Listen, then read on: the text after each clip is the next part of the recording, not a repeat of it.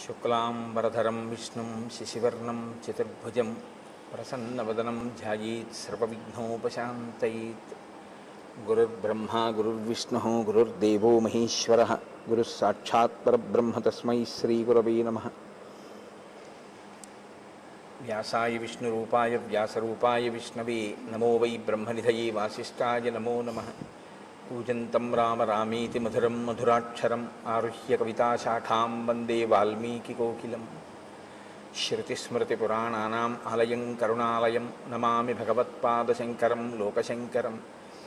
వాగర్ధావివ సంపృక్తౌ వాగర్ధప్రతిపత్తయే జగతః పితరౌ వందే పార్వతీపరమేశ్వరౌ. సూక్తిం సమగ్రయతున స్వయమేవ లక్ష్మీః శ్రీరంగరాజమహిషీమధురైః కటాక్షైః. వైదగ్ధ్యవర్ణగుణగుంభనగౌరవైర్యాం కండూలకర్ణకుహరాः కవయోధయంతి. హైమోర్ధ్వపుండ్రమజహన్మకుటం సునాసం మందస్మితం మకరకుండలచారుకండం బింబాధరం బహుళదీర్ఘకృపాకటాక్షం శ్రీవేంకటేశముఖమాత్మని సన్నిధత్తాం. మనోజవం మరుతతుల్యవేగం జితేంద్రియం బుద్ధిమతాం వరిష్టం వాతాత్మజం వనరయూధముఖ్యం శ్రీరామదూతం శిరసా నమామి. ఆపదామపహర్తారం దాతారం సర్వసంపదాం లోకాభిరామం శ్రీరామం భూయో భూయో నమామ్యహం. శ్రీరామచంద్రం శ్రితపారిజాతం సీతాముఖాంబోరుహచించరీకः సమస్తకల్యాణగుణాభిరామः నిరంతరం మంగళమాతనోతు. సింధూరారుణవిగ్రహాం త్రినయనాం మాణిక్యమౌళిస్ఫురత్తారానాయకశేఖరాం స్మితముఖీం ఆపీనవక్షౌరుహాం పాణిభ్యాం అళిపూర్ణరత్నచషకం రక్తోత్పలం బిభ్రతీం సౌమ్యాం రత్నఘటస్థరక్తచరణాం ధ్యాయేత్ పరేదంబికాం. హరి ఓం. పరమేశ్వర స్వరూపమైన సభకి నమస్కారం.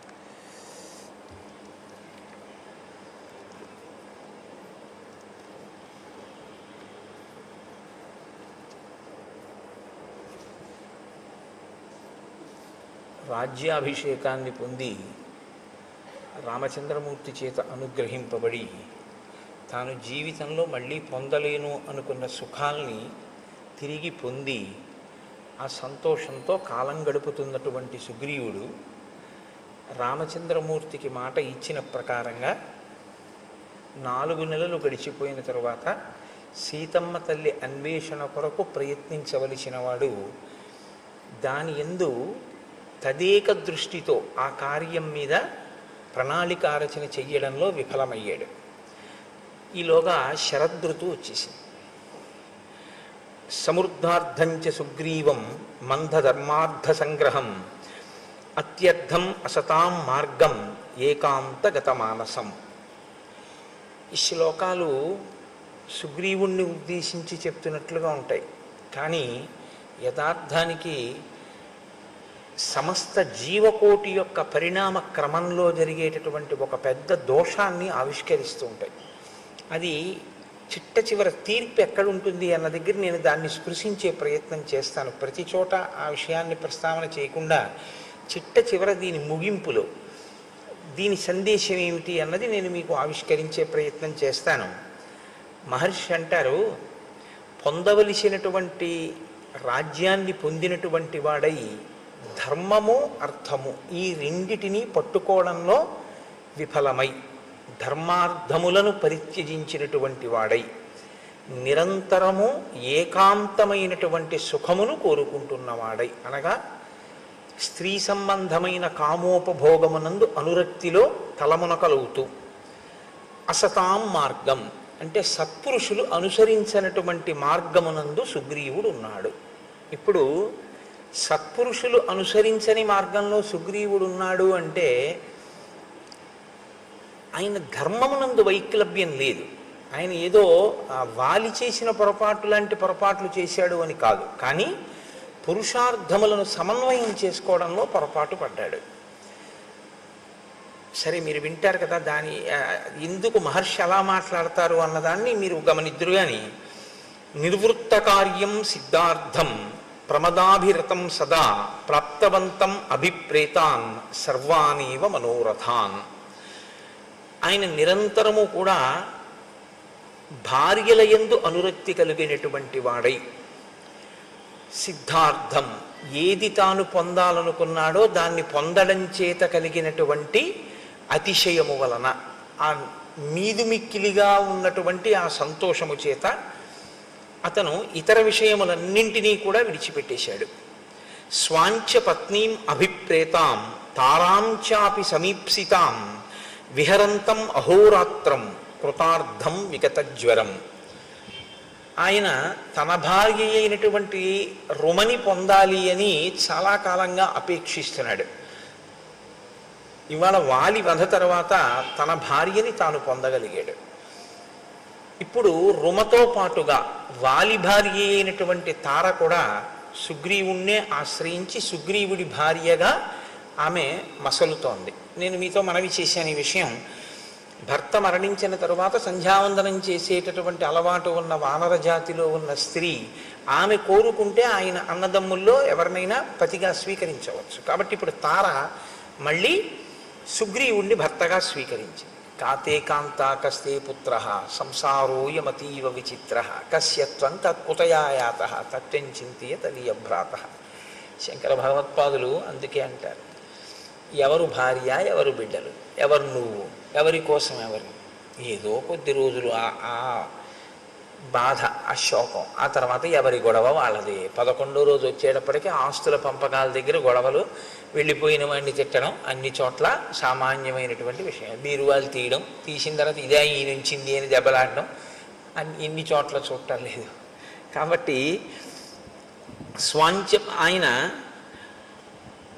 తార కూడా తనతో కూడినటువంటి కారణం చేత చాలా సంతోషంగా, అసలు అహోరాత్రం అంటే రాత్రి పగలు కూడా వేరొక వ్యవహారం అనేటటువంటిది ఏదీ లేకుండా స్త్రీ సుఖమును అపేక్షిస్తూ స్త్రీ సుఖమును పొందుతూ ఆయన తన జీవితాన్ని తాను సంతోషం అనుకుని గడిపేస్తున్నాడు. క్రీడంతమివ దేవేశం నందనేప్సరసాం గణై మంత్రిషు న్యస్తకార్యంచ మంత్రిణాం అనవేక్షకం. తాను రాజుగా నిర్వహించవలసినటువంటి బాధ్యతలు కొన్ని ఉంటాయి. ఇప్పుడు తను రాజ్యాన్ని పొందడంతో పాటుగా భార్యని కూడా పొందాడు, తారని కూడా పొందాడు. ఇప్పుడు ఆయనకి రెండూ వచ్చాయి, రాజ్యము వచ్చింది, భార్యలు వచ్చారు. కానీ దేనితో అంటకాగాడు అంటే ఒక్క భార్యలతోనే అంటకాగాడు. అలాగని రాచరికం వదిలిపెట్టాడా అంటే రాజుగానే ఉన్నాడు.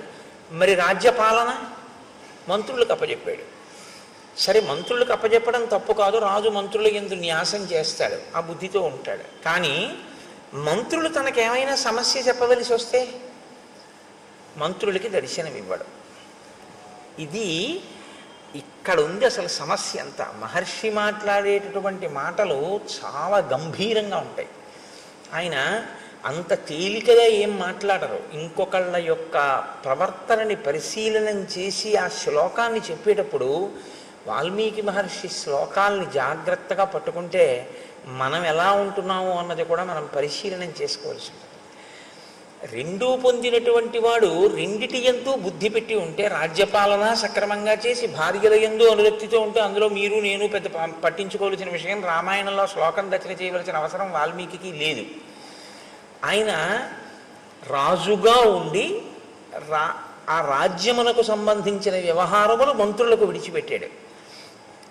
ఇప్పుడు మంత్రులు ఏదైనా సమస్య వస్తే రాజు నిర్ణయం చేయాలి. రాజు నిర్ణయం చేయాలంటే మంత్రులు ఎవరిని కలవాలి?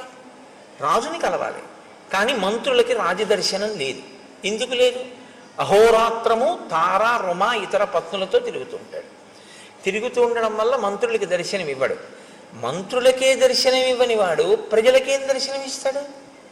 కాబట్టి ఇప్పుడు ప్రజలు తమ కష్టం చెప్పుకోవాలి అంటే రాజు యొక్క దర్శనం లేదు. మంచివాళ్ళై మంత్రులు మంచిగా పరిపాలిస్తే పర్వాలేదు, లేకపోతే అసలు రాజుకి ప్రజలకి మధ్య ఏ విధమైనటువంటి సమన్వయం లేదు. ప్రజలు ఎలా ఉన్నారో ఏమైపోతున్నారో ఆయనకు అనవసరం. ఆయన రాజుగా సుఖములను అనుభవించడానికి మాత్రం రాజపదవిని వాడుకుంటున్నాడు తప్ప, రాజపదవిని అనుభవిస్తున్నవాడు రాజుగా తన కర్తవ్యాన్ని చెయ్యడాన్ని విస్మరించాడు. ఇది మహర్షి యొక్క తీర్పు. కాబట్టి క్రీడంతమివ దేవేశం నందనేప్సరసాం గణై మంత్రిషు న్యస్త కార్యంచ మంత్రిణాం అనవీక్షకం. దేవేంద్రుడు నందనవనంలో తన భార్యలతో విహరిస్తూ ఎంత సంతోషంగా గడుపుతాడో, అప్సరసలతో విహరిస్తూ ఎంత సంతోషంగా గడుపుతాడో, అలా ఆయన కూడా తన భార్యలతో నిరంతరము వనముల యందు ఉపవనముల యందు విహరిస్తూ కాలాన్ని గడిపేస్తున్నాడు. కానీ ఒక ఆయన ఉన్నారు, ఆయన మహాప్రాజ్ఞుడు, బుద్ధిమతాం వరిష్టం. ఆయన గుర్తిస్తున్నాడు, రెండిటినీ గుర్తిస్తున్నాడు. ఏ రెండిటిని గుర్తిస్తున్నాడు? రామచంద్రమూర్తి ఓర్పుని గమనిస్తున్నాడు, సుగ్రీవుడి యొక్క వైక్లభ్యాన్ని గుర్తిస్తున్నాడు. Do not stretch the string beyond the last degree of its elasticity అని ఇంగ్లీష్లో ఒక ప్రొవెర్బ్. అంటే తెలుగులో అయితే తెగేదాకా తాడు లాక్కండి అంటాం, కానీ అది ఇంకొంచెం బాగుంటుంది. స్థితిస్థాపక శక్తిని మించిపోయేంత వరకు మీరు లాగవద్దు. అంటే అది కొంచెం సాగగలిగిన శక్తి అన్నది కొంతకాలం ఉంటుంది. సాగగలిగిన శక్తిని దాటి మీరు లాగారనుకోండి, అది తెగిపోతుంది. ఓర్పు అన్నది కూడా అంతే. ఓర్పు పడుతున్నాడు కదా అని మీరు లాగారనుకోండి, ఆ ఓర్పు తెగిపోతుంది, అది భగ్నమైపోతుంది. అప్పుడు దాని స్థానంలో ఏమొస్తుంది అంటే, సహనము ఎక్కడ నశిస్తుందో అక్కడ రావడానికి ఉండేటటువంటిది ఒక్కటే ఉంటుంది, క్రోధం. విశేషమైనటువంటి కోపము ఒక్కసారి ఆవిర్భవిస్తుంది. కాబట్టి ఇప్పుడు హనుమ యొక్క బుద్ధి శక్తి ఎక్కడుందంటే, రామచంద్రమూర్తి యొక్క ఓపిక, రామచంద్రమూర్తి వేచి చూస్తున్న స్థితి, రామచంద్రమూర్తి యొక్క సహనము పరీక్షకి గురైపోతున్నటువంటి స్థితి వచ్చేస్తుంది. ఈయన ఏ కబురు చేయడు, ఈయన మంత్రుల మాట వినడు, ఈయన మంత్రులకి దర్శనం ఇవ్వడు, అహోరాత్రములు భార్యలతో గడుపుతున్నాడు. కాలము తనకి అనుకూలంగా ఉండాలి, ముందు తన భార్యను కూడా తీసుకొస్తే తప్ప నువ్వు నీ భార్యతో సుఖించకూడదని రాముడు అనలేదు. ఇప్పుడు వర్షాకాలం నువ్వు చాలా కష్టపడి ఉన్నావు, హాయిగా సంతోషంగా గడుపు. వర్షాకాలం అయిపోయిన తర్వాత సీతాన్వేషణమునకు ప్రయత్నం చెయ్యి అన్నాడు. వర్షాకాలం అయిపోతోందనగానే జాగరూకుడు కావాలి కదా. ఇంకా వర్షాకాలం అయిపోవచ్చింది అనేటప్పటికీ ప్రణాళిక సిద్ధంగా ఉండాలి. ఎందుచేత అంటే కార్యము ముందా ప్రణాళిక ముందా అంటే శబ్దము వెలుతురులా ఉంటాయి అవి. మీరు చూడండి, ఎప్పుడైనా ఒక పిడుగు పడుతోంది అనుకోండి, పిడుగు యొక్క ధ్వని ముందు రాదు, పిడుగుపాటు ముందు రాదు, వెలుతురు ముందు వస్తుంది. ముందు ఒక పెద్ద వెలుతురు కొడుతుంది. వెలుతురు కొట్టింది అంటే మీరు చెవులు మూసుకోవడం ఏదో చేస్తారమ్మో పిడుగు పడుతోందని. తర్వాత ధ్వని వస్తుంది, ధ్వని తర్వాత పిడుగు పడుతుంది. 3 అంచెల కింద ఉంటుంది తప్ప పిడుగుపాటు అంటే ఒక్కసారి పిడుగు పడిపోవడం ఉండదు. ముందు తెలుస్తుంది. ఒక కార్యం చెయ్యాలి అన్న దాంట్లో దక్షత అన్న మాటకు అర్థం ఏమిటంటే, పకడ్బందీగా దాన్ని ప్రణాళికారచన చెయ్యవలసి ఉంటుంది. ఇది ఇలా ఉండాలి, ఇలా ఉండాలి, ఇలా ఉండాలి అని కార్యమునకు అనుగుణంగా, కార్య సాఫల్యము కొరకు, మీ ఆనుకూల్యత కొరకు కాదు, కార్యంగా ఫలితాన్ని ఇవ్వడానికి కర్మ. మీరు ఎప్పుడు జ్ఞాపకం పెట్టుకోవాల్సి ఉంటుంది ఈ విషయాన్ని. కర్మ జడం, కర్మ తనంత తానుగా ఫలితాన్ని ఇవ్వదండి. అందుకే భగవాన్ రమణులు ఉపదేశసారం చేస్తే కర్మ తజ్జడం అంటారు. కర్మ జడమైనటువంటిది. అది ఇప్పుడు ఇది ఎంత జడమో అంటే తనంత తానుగా దీనికి ఏమీ నిర్వహణ శక్తి ఎలా ఉండదో, ఒక విద్యుత్తు దీంట్లో ప్రసరిస్తే ఇది పనిచేస్తూ ఉంటుంది. అలా కర్మ కూడా జడం. మీరు ఒక కర్మ చేశారనుకోండి, దాని వలన ఫలితం వస్తుందా అని నన్ను అడిగితే నేనేం చెప్పవలసి ఉంటుందంటే రాదు అని చెప్పడమే న్యాయమై ఉంటుంది. అదే న్యాయమైనటువంటి జవాబు. ఎందుకంటే నేను అభిషేకం చేశాను, నాకు ఫలితం వస్తుందా అని మీరు అడిగారు అనుకోండి, మీ మనసు అక్కడ పెట్టారా అని అడగవలసి ఉంటుంది.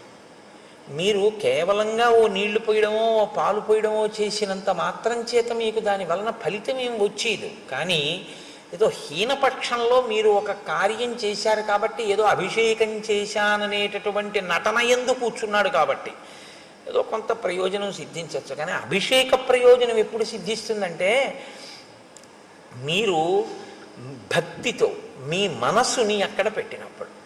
మీ మనస్సుని అక్కడ పెట్టినప్పుడు ఒక్కొక్కసారి ఏమవుతుందంటే పదార్థముల అవసరం ఉండదు, కర్మ అవసరం ఉండదు.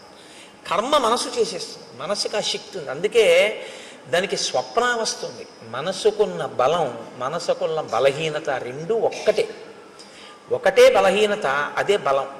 మనసుకి ఏది బలహీనతో దాన్ని మీరు బలంగా మార్చగలిగితే మీరు ధన్యులు. మనసుకి ఏది బలమో దాన్ని మీరు బలహీనతగా మార్చుకుంటే మనం అధములం, అంతే తేడా. నీ మాట స్పష్టంగా లేదు అంటారు మీరు, నాకు తెలుసు. మీరు ఒక కర్మ చేస్తున్నారనుకోండి, ఆ కర్మ చేసే ముందు దాని యందు శ్రద్ధ అంటే భక్తి, అది ఎందుకు చేస్తున్నాం మనం అన్న విషయం మీద కొంత అవగాహన ఉండాలి.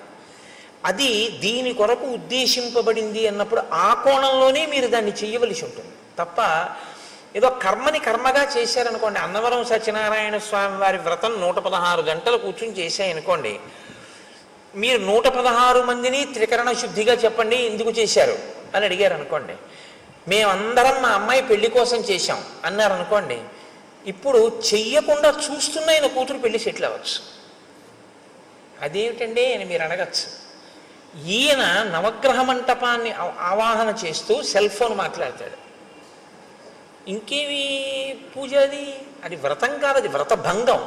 వ్రతములు చేయుచునొక్కమారైన యవ్వారిన్ విచారించినన్ వ్రతభంగంబులు మానునట్టి వరదున్ వామాక్షులు ఇక్షించియున్ గత చేలా ప్లవనంబు నీడు వ్రతభంగంబంచు పాలతటన్యస్తకరబ్జలై సరసలీలను రొక్కిరట్లందరూ అంటారు పోతన గారు కాత్యాయని వ్రతం గురించి మాట్లాడుతూ. ఎవరు మనసు తీసుకెళ్ళి అక్కడ పెట్టాడో వాడికి పదార్థము యొక్క అవసరం లేకుండా వాడు సృజించగలడు. స్వప్నం అందుకే కదండి వచ్చింది.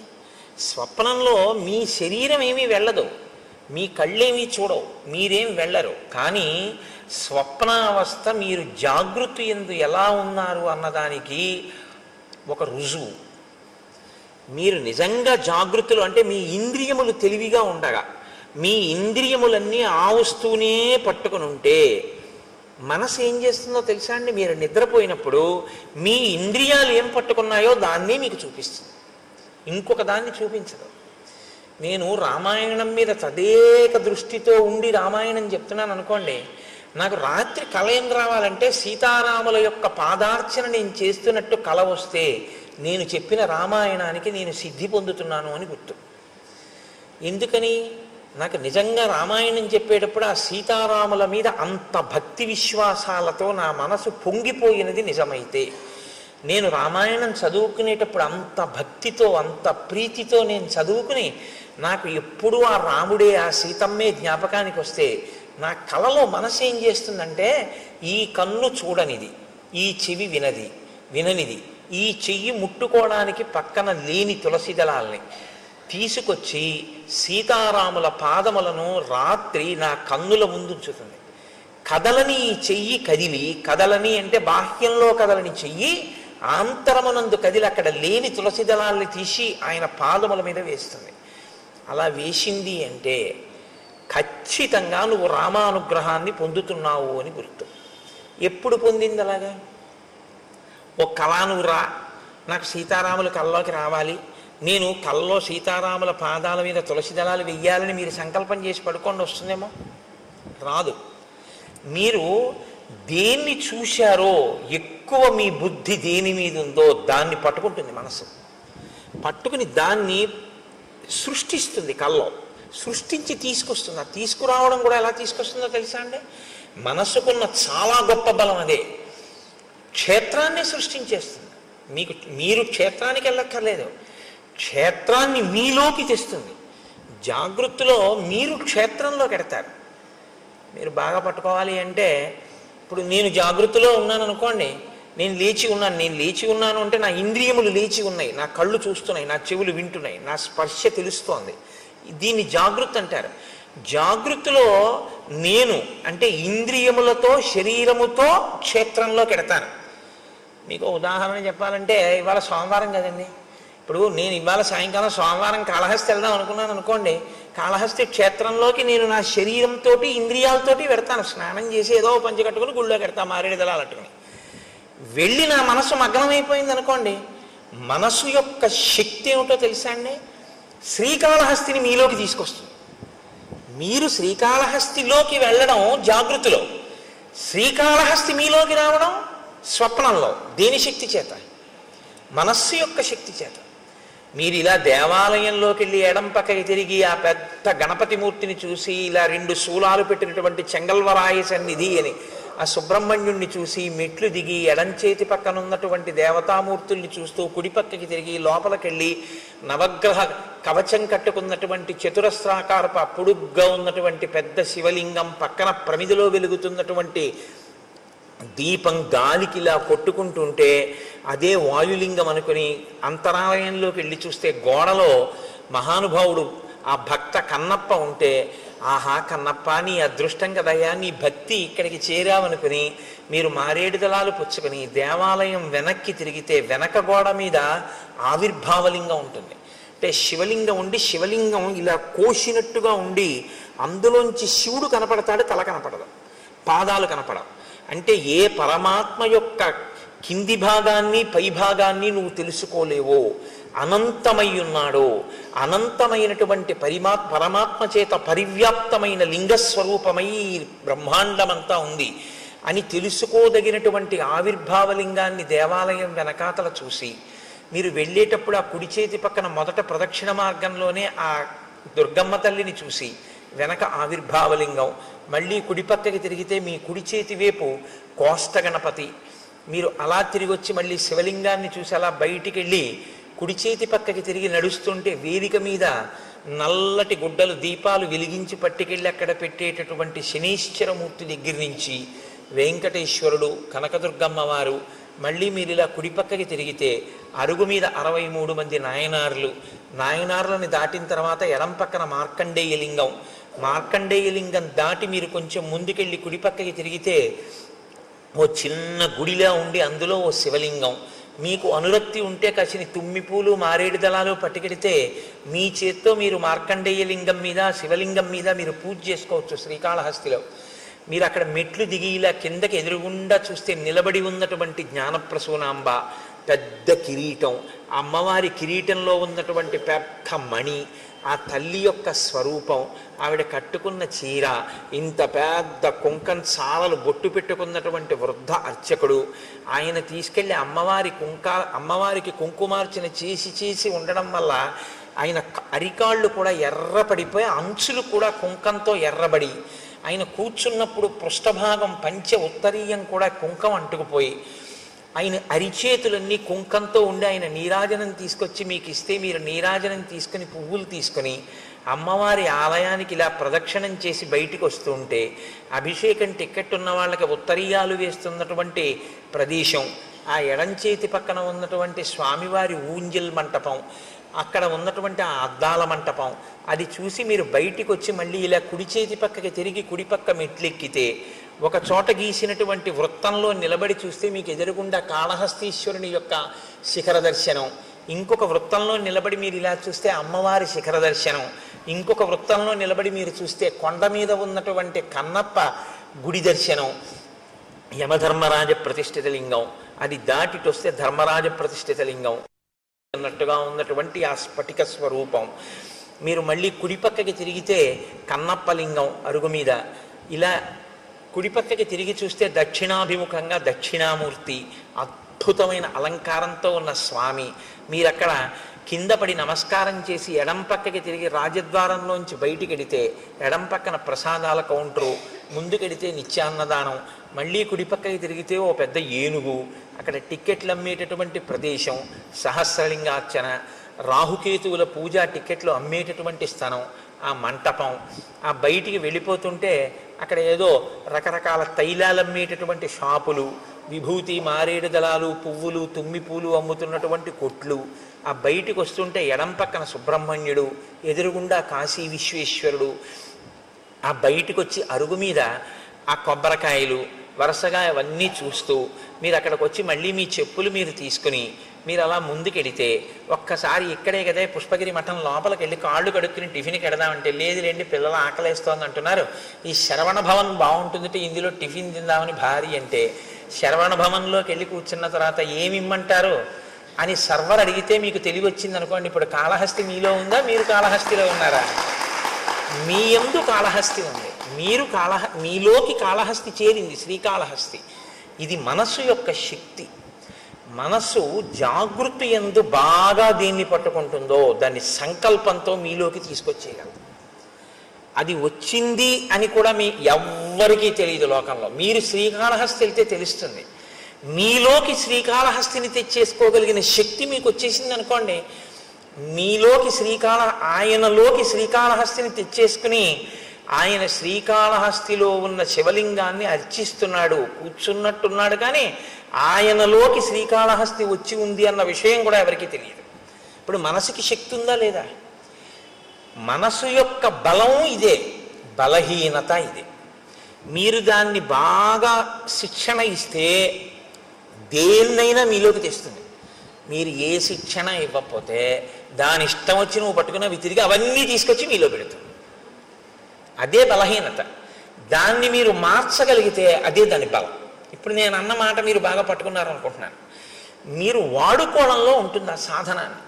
ఈశ్వరుడు ఈ మనస్సును అందరికీ ఇచ్చాడు. దీన్ని మీరు వాడారా మీలోనే బ్రహ్మాండములన్నీ ఉంటాయి. మీరు ఎక్కడికి వెళ్ళక్కర్లేదు.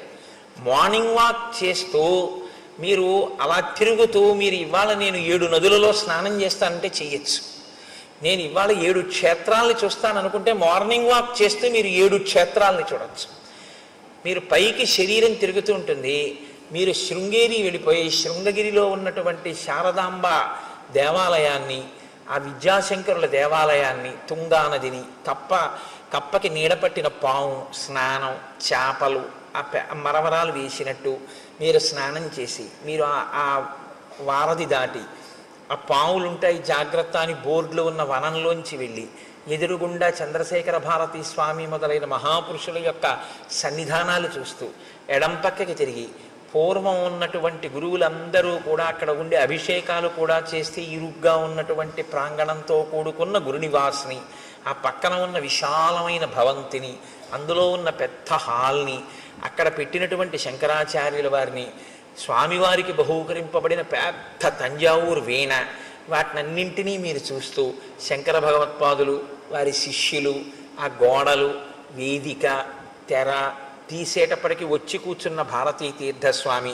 ఆయన ఇలా కూర్చుని ఇంకా రుద్రం మొదలెట్టడానికి ముందు ఎవరితో మాట్లాడకుండా ఇటు తిరిగి కూర్చుని ఇటుపక్కకి ఇలా తలొక్కటి తిప్పి ఇలా అందరినీ ఇలా ఒక్కసారి పరికించి సభాపతిభ్యశ్చ ఓ నమో నమో అన్న భావన లోపల అంతా శివస్వరూపంగా చూస్తూ పైకి మన్ని చూస్తున్నారని మనం అనుకుంటే ఆయన ఒక్కసారి ఇలా ఇటుపక్క నుంచి ఇటుపక్క వరకు ఇలా చూసి ఇలా తలూపి ఆ శివలింగం మీదకి పెట్టినటువంటి ధారాపాత్ర, అందులోకి ఆయన పాత్రతో తీసి ఇలా పోస్తుంటే పడుతున్నటువంటి శివలింగం మీద పువ్వులు, ఆ ధారలు, ఆఖరణ ఆయన వస్త్రం తీసి ఆ శివలింగాన్ని తుడిచి పైకి లేవకుండా అందంగా ఈ చెయ్యి ఇలా ఎత్తి కింద పడకుండా దాన్ని ఆ శివలింగాన్ని అందంగా పెట్టి ఆ పువ్వులతో అలంకారం చేసి ఆయన చేసేటటువంటి అభిషేకం, ఇవన్నీ మీరు చూస్తుండగా, మీరు అనుభవిస్తుండగా మీ 5 రౌండ్లో 6 రౌండ్లో మీ మార్నింగ్ వాక్ అయిపోతుంది. శరీరానికి వ్యాయామం అయింది, మనసుకి శృంగేరి దర్శనం అయిపోయింది. మనసుకు ఆ శక్తి ఉంది. శరీరం తిరుగుతూ ఉంటుంది, మనస్సు విడిపోయి వెళ్ళిపోతుంది, ఎటు కావాలంటే అటు వెళుతుంది. దాన్ని మీరు అలవాటు చేస్తే శృంగేరి వెళుతుంది, మీరు అలవాటు చేస్తే గంగానదికి వెళుతుంది, మీరు అలవాటు చేస్తే కాశీ వెళుతుంది, మీరు అలవాటు చేస్తే మీరు ఎక్కడికి వెళ్ళమంటే అక్కడికి వెళుతుంది. ఎప్పుడు మీరు జాగృతిలో మనసును అక్కడ పెడితే, మీరు శృంగేరి వెళ్ళినప్పుడు మీ మనసు అక్కడ పెడితే మీ మనసు తర్వాత శృంగేరిని చేస్తుంది. ఇప్పుడు మీరు శృంగేరి శరీరంతో వెళ్ళి మీ మనసు కాకినాడలోనే ఉందనుకోండి, శృంగేరిని మీలోకి తేవడం ఇక మనసుకి సాధ్యం కాదు. అదే దాని బలహీనత, అదే దాని బలం కూడా.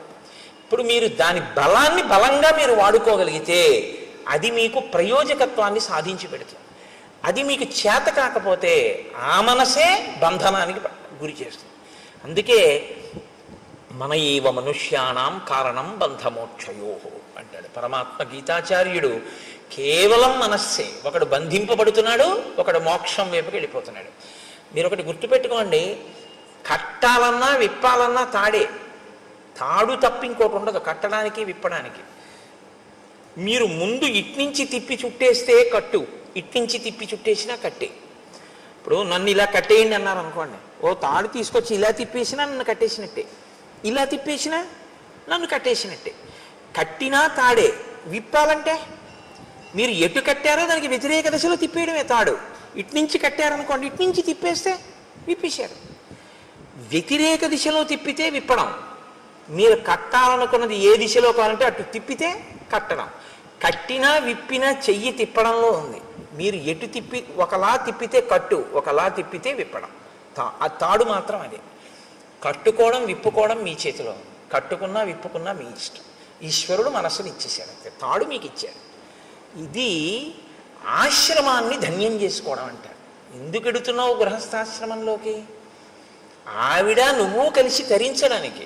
నీ చెయ్యి ఆవిడ ఎందుకు పట్టుకుందంటే 24 గంటలు నీకు కావలసిన రుచులతోటి నీకు వండి పెట్టడానికి, నీకు సంతానం కనడానికి, శరీరం జర్జరీభూతం అయిపోయేంత వరకు కూడా కామప్రచోదనంతో బతకడానికి ఇవ్వలేదు ఆవిడ్ని కన్యాదాత. ఆవిడ్ని నీ పక్కన ధర్మపత్నిగా పెట్టుకుని నువ్వు పుణ్యకర్మలు చేసి నీ పుణ్యంలో సగభాగం ఆవిడికిచ్చి ఆవిడ్ని ఉద్ధరిస్తావన్న ఉద్దేశ్యంతో ఆవిడ్ని ఇచ్చాడు. నువ్వు స్వీకరించింది ధర్మపత్నిగా, కేవలం కామపత్నిగా నువ్వు అనుభవిస్తానంటే నీ కర్మ అంతే. ఎవరు జోక్యం ఏం చేసుకోరు అందులో. కానీ పాడైపోవడం అనేది మాత్రం జరిగిపోతూ ఉంటుంది అంతే. కాలం ఆగదు కదండి, వెళ్ళిపోతుంది కాలం. ఆ కాలంలో నువ్వు ఏం పట్టుకున్నావో, కామం ఒక్కటే పట్టుకున్నావు, ఏది వదిలిపెట్టేశావో, ధర్మముతో అర్థాన్ని, ధర్మానికి కామాన్ని ముడేయడం మర్చిపోయావు. కామము ధర్మబద్ధమే కావచ్చు, భార్యతోనే ఉన్నావు, కానీ కాలమంతా దానికే ఉపయోగించావు. ఇప్పుడు మరి మిగిలినవి ఏమైపోయాయి? పురుషార్థాలు. మరి ధర్మం ఏది, అర్థం ఏది? అప్పుడు ఇంకా మరి ఒక పురుషార్థంతోనే పట్టు కూర్చుంటే జీవితం ఏది? మితిమీరిన వ్యామోహమైంది తప్ప అది పురుషార్థ సమన్వయం ఎలా అయింది? పాడవుతున్నట్ట, సన్మార్గంలో ఉన్నట్ట. అందుకని అన్నారు మహర్షి, సత్పురుషుల మార్గమును విడిచిపెట్టాడు అన్నారు. అంటే పురుషార్థములను సమన్వయం చేసుకోవడం రాలేదు. రాజ్యాన్ని వదిలిపెట్టి కేవలం భార్య యందు మనసు పెట్టుకున్నాడు. ఇంకొక ఆయన మహాపురుషుడు, ఆయనేం చూస్తున్నారు? ఆయన తిరిగారు ఈయనతో పాటే, హనుమ. ఆయన అప్పుడు ఆయనకి ఒకటే, ఇప్పుడు ఆయనకి ఒకటే. ఇప్పుడు ఆయన ఏం ఆలోచిస్తున్నారు? మహానుభావుడు రామచంద్రమూర్తికి మాట ఇచ్చాడే, ఆయన అలా అరణ్యంలో కూర్చుని ఉన్నారే, మన గుహలో కూర్చున్నారే. మరి శరత్కాలం వచ్చేసింది, ఈయనేమో చెయ్యవలసిన ప్రణాళికారచన చెయ్యట్లేదు. ఇంతకీ ఎక్కడ బయలుదేరాను? పిడుగు ధ్వని వెలుతురు, ముందు ప్రణాళికారచన అన్నది ఒకటి ఉండాలి కదా. ఆయన కోప్పడ్డాక నువ్వు వానరాలను పిలవడం వేరు, నువ్వు ముందు ప్రణాళిక ఏది నీకు? రేపు రాముడు వచ్చి అడిగితే ఏం చెప్తావు? కనీసం అయ్యా నేను కబురు చేశానండి నేను చెప్పడానికి నీకు ఒకటి ఉండాలిగా, చేసిన పని. అసత్యం చెప్పలేదుగా రాముడితో. ఇప్పుడు ప్రభువుని రక్షించడం అంటే అది మంత్రి అంటే. కనీసంలో కనీసం ఈయనకి గుర్తు చేసి ఆ సైన్యాధిపతిని పిలిచి, ఒరే సైన్యాలన్నీ సిద్ధం చేయండిరా, మనం ఎప్పుడప్పుడు వెళదామంటే, ఒకవేళ రాముడికి కోపం వచ్చినా అయ్యా నేను కబురు చేశానండి అని చెప్పడానికైనా ఉంటుంది. బతుకుతాడు రాజు. రాజుని రక్షించాలి సచివుడు. కాబట్టి మహానుభావుడు అయ్యాడు హనుమ. అందుకే ఆయన ఎక్కడుంటే అక్కడ బ్రతుకుతారు మనుషులు, ఆయన ఎక్కడుంటే అక్కడ బ్రతుకుతారు. కాబట్టే ఇప్పుడు ఆయన సాచివ్యం చేశారు. కాబట్టి ఆయన ఆలోచించారు. ఆలోచించి సుగ్రీవుడి దగ్గరికి వెళ్ళి ఆయన ఒక మాట చెప్తున్నారు. తదిదం మిత్ర కార్యం నహ కాలాతీతం అరిందమ తదిదం క్రియతాం రాఘవస్వైత వైదేహ్యా పరిమార్గణం తదిదం వీర కార్యంతే కాలాతీతమరిందమ. నీవు మిత్రకార్యమును చెయ్యవలసినటువంటి అవసరం ఉంది. నీకు మిత్రులు ఉపకారం చేశారు, తిరిగి నువ్వు ప్రత్యుపకారం చెయ్యాలి. ప్రత్యుపకారం చెయ్యడం అనేటటువంటిది నీ మనసులో అవకాశం సావకాశం అని అనిపించినప్పుడు చేయడం కాదు. ఏ కాలంలో చెయ్యాలో ఆ కాలంలో చెయ్యాలి. ఏ కాలంలో చెయ్యాలని రాముడు చెప్పాడు? వర్షాకాలం అయిపోయాకని చెప్పాడు. వర్షాకాలం అయిపోయింది, నువ్వు మొదలు పెట్టాలి. ఇప్పుడు రాముడి వైపు నుంచి కాదు మొదలవ్వలసింది, రాముడు నీకు ఇచ్చిన సమయం అయిపోయింది. ఇప్పుడు ప్రత్యుపకారం నీ వైపు నుంచి మొదలవ్వాలి. నువ్వు దాన్ని విస్మరించావు. కాబట్టి ఇప్పుడు ఎప్పుడైతే నువ్వు విస్మరించావో నువ్వు కృతాపరాధుడవయ్యావు, నువ్వు అపరాధం చేసిన వాడివయ్యావు. ఆయన ఇంకా చాలా గొప్ప ధర్మంలో ఉన్నాడు. ఏమిటి ఆయన పట్టుకున్న గొప్ప ధర్మం?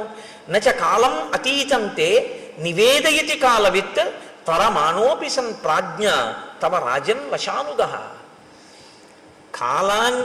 ఇచ్చిన కాలం దాటిపోయింది, సుగ్రీవుడు ఏ ప్రయత్నం చెయ్యట్లేదు అని తెలుసున్నా ఆయన ఇంకా ఓపిక పడుతున్నాడు. పోన్లే చూద్దాం చూద్దాం చూద్దాం అని ఆలోచిస్తున్నాడు. నీ అంత నువ్వు ముందుకొస్తే తనొక కఠినమైన మాట అన్నానన్న బాధ తనకి మిగలకూడదని నువ్వు ఇది గుర్తించట్లేదు. గుర్తించకుండా కాలమును దుర్వినియోగం చేస్తున్నావు. ఒకసారి దుర్వినియోగం కాని అయిందో ఆ తర్వాత నువ్వు మనసులో ఉపకారం చేద్దామని అనుకున్నా సరే కాలమునందు చెయ్యవలసినది చెయ్యలేదు కనుక నువ్వేం చేయవలసి ఉంటుందో తెలుసా? తల ఉంచుకుని నిలబడి క్షమార్పణ చెప్పి ఆ పని చేయవలసి ఉంటుంది. ఇప్పుడు ఆ పని చేసినా చెయ్యవలసిన వేళకి చేసిన వాడన్న ఖ్యాతి ఉండదు. మరిచిపోయి గుర్తు చేస్తే చేసిన వాడన్న పేరు వస్తుంది. చెయ్యలేదా చేసావు, ఉపయోగం ఉందా? లేదు. మీకండి రామాయణంలో టైం మేనేజ్మెంట్ అని ఇవ్వాలంటున్నారు. ఈ టైం మేనేజ్మెంట్ అన్న దాని కోణంలో రామాయణాన్ని మాట్లాడితే శ్రీరామాయణము టైం మేనేజ్మెంట్ అంటే కాలమును చక్కగా దక్షతతో వినియోగించుకొనుట అని నిజంగా మేనేజ్మెంట్ సైన్సెస్ చదువుకునేటటువంటి స్టూడెంట్స్కి శ్రీరామాయణంలోంచి కానీ అన్వయం చేస్తే నేను మీకు నిజం చెప్తున్నాను, ఎక్కడా దొరకనంత గొప్ప విషయాలన్నీ శ్రీరామాయణంలో ఉన్నాయి. ఎంత గొప్పగా మాట్లాడతాడో, ఎన్ని చోట్ల వస్తుందో. చెయ్యవలసిన సమయమునందు చెయ్యవలసిన పని. సుందరకాండలో కూడా అత్యద్భుతంగా ప్రస్తావన చేస్తారు దీని గురించి. కాబట్టి అందుకే నేను మీతో మనవి చేసింది, శ్రీరామాయణం అనేక కోణములలో మనకి నేర్పుతుంది.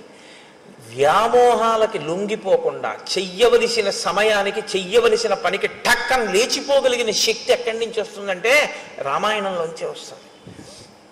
కాబట్టి నచ కాలం అతీతంతే నివేదయతి కాలవిత్ తరమాణోపి సన్ ప్రాజ్ఞ తవ రాజన్ వశానుగః అని అకర్తురపి కార్యస్య భవాన్ కర్తా హరీశ్వర కిం పునః ప్రతికర్తుస్తే రాజ్యేన చ వధేన చ. రాజా, నువ్వు ప్రత్యుపకారం చేసేటటువంటి స్వభావం లేనివాడివని నేను అంటలేదు, నువ్వు అటువంటి వాడివని నేను అన్నాను. ఎందుకంటే ప్రత్యుపకారం చెయ్యడం కాదు, నీకున్నటువంటి లక్షణం ఏమిటో తెలుసా? అసలు ఉపకారం చెయ్యని వాడికి ఉపకారం చేస్తాం. అంత మంచివాడివి, చాలా మంచివాడివి, అందులో ఇంక సందేహమేం లేదు.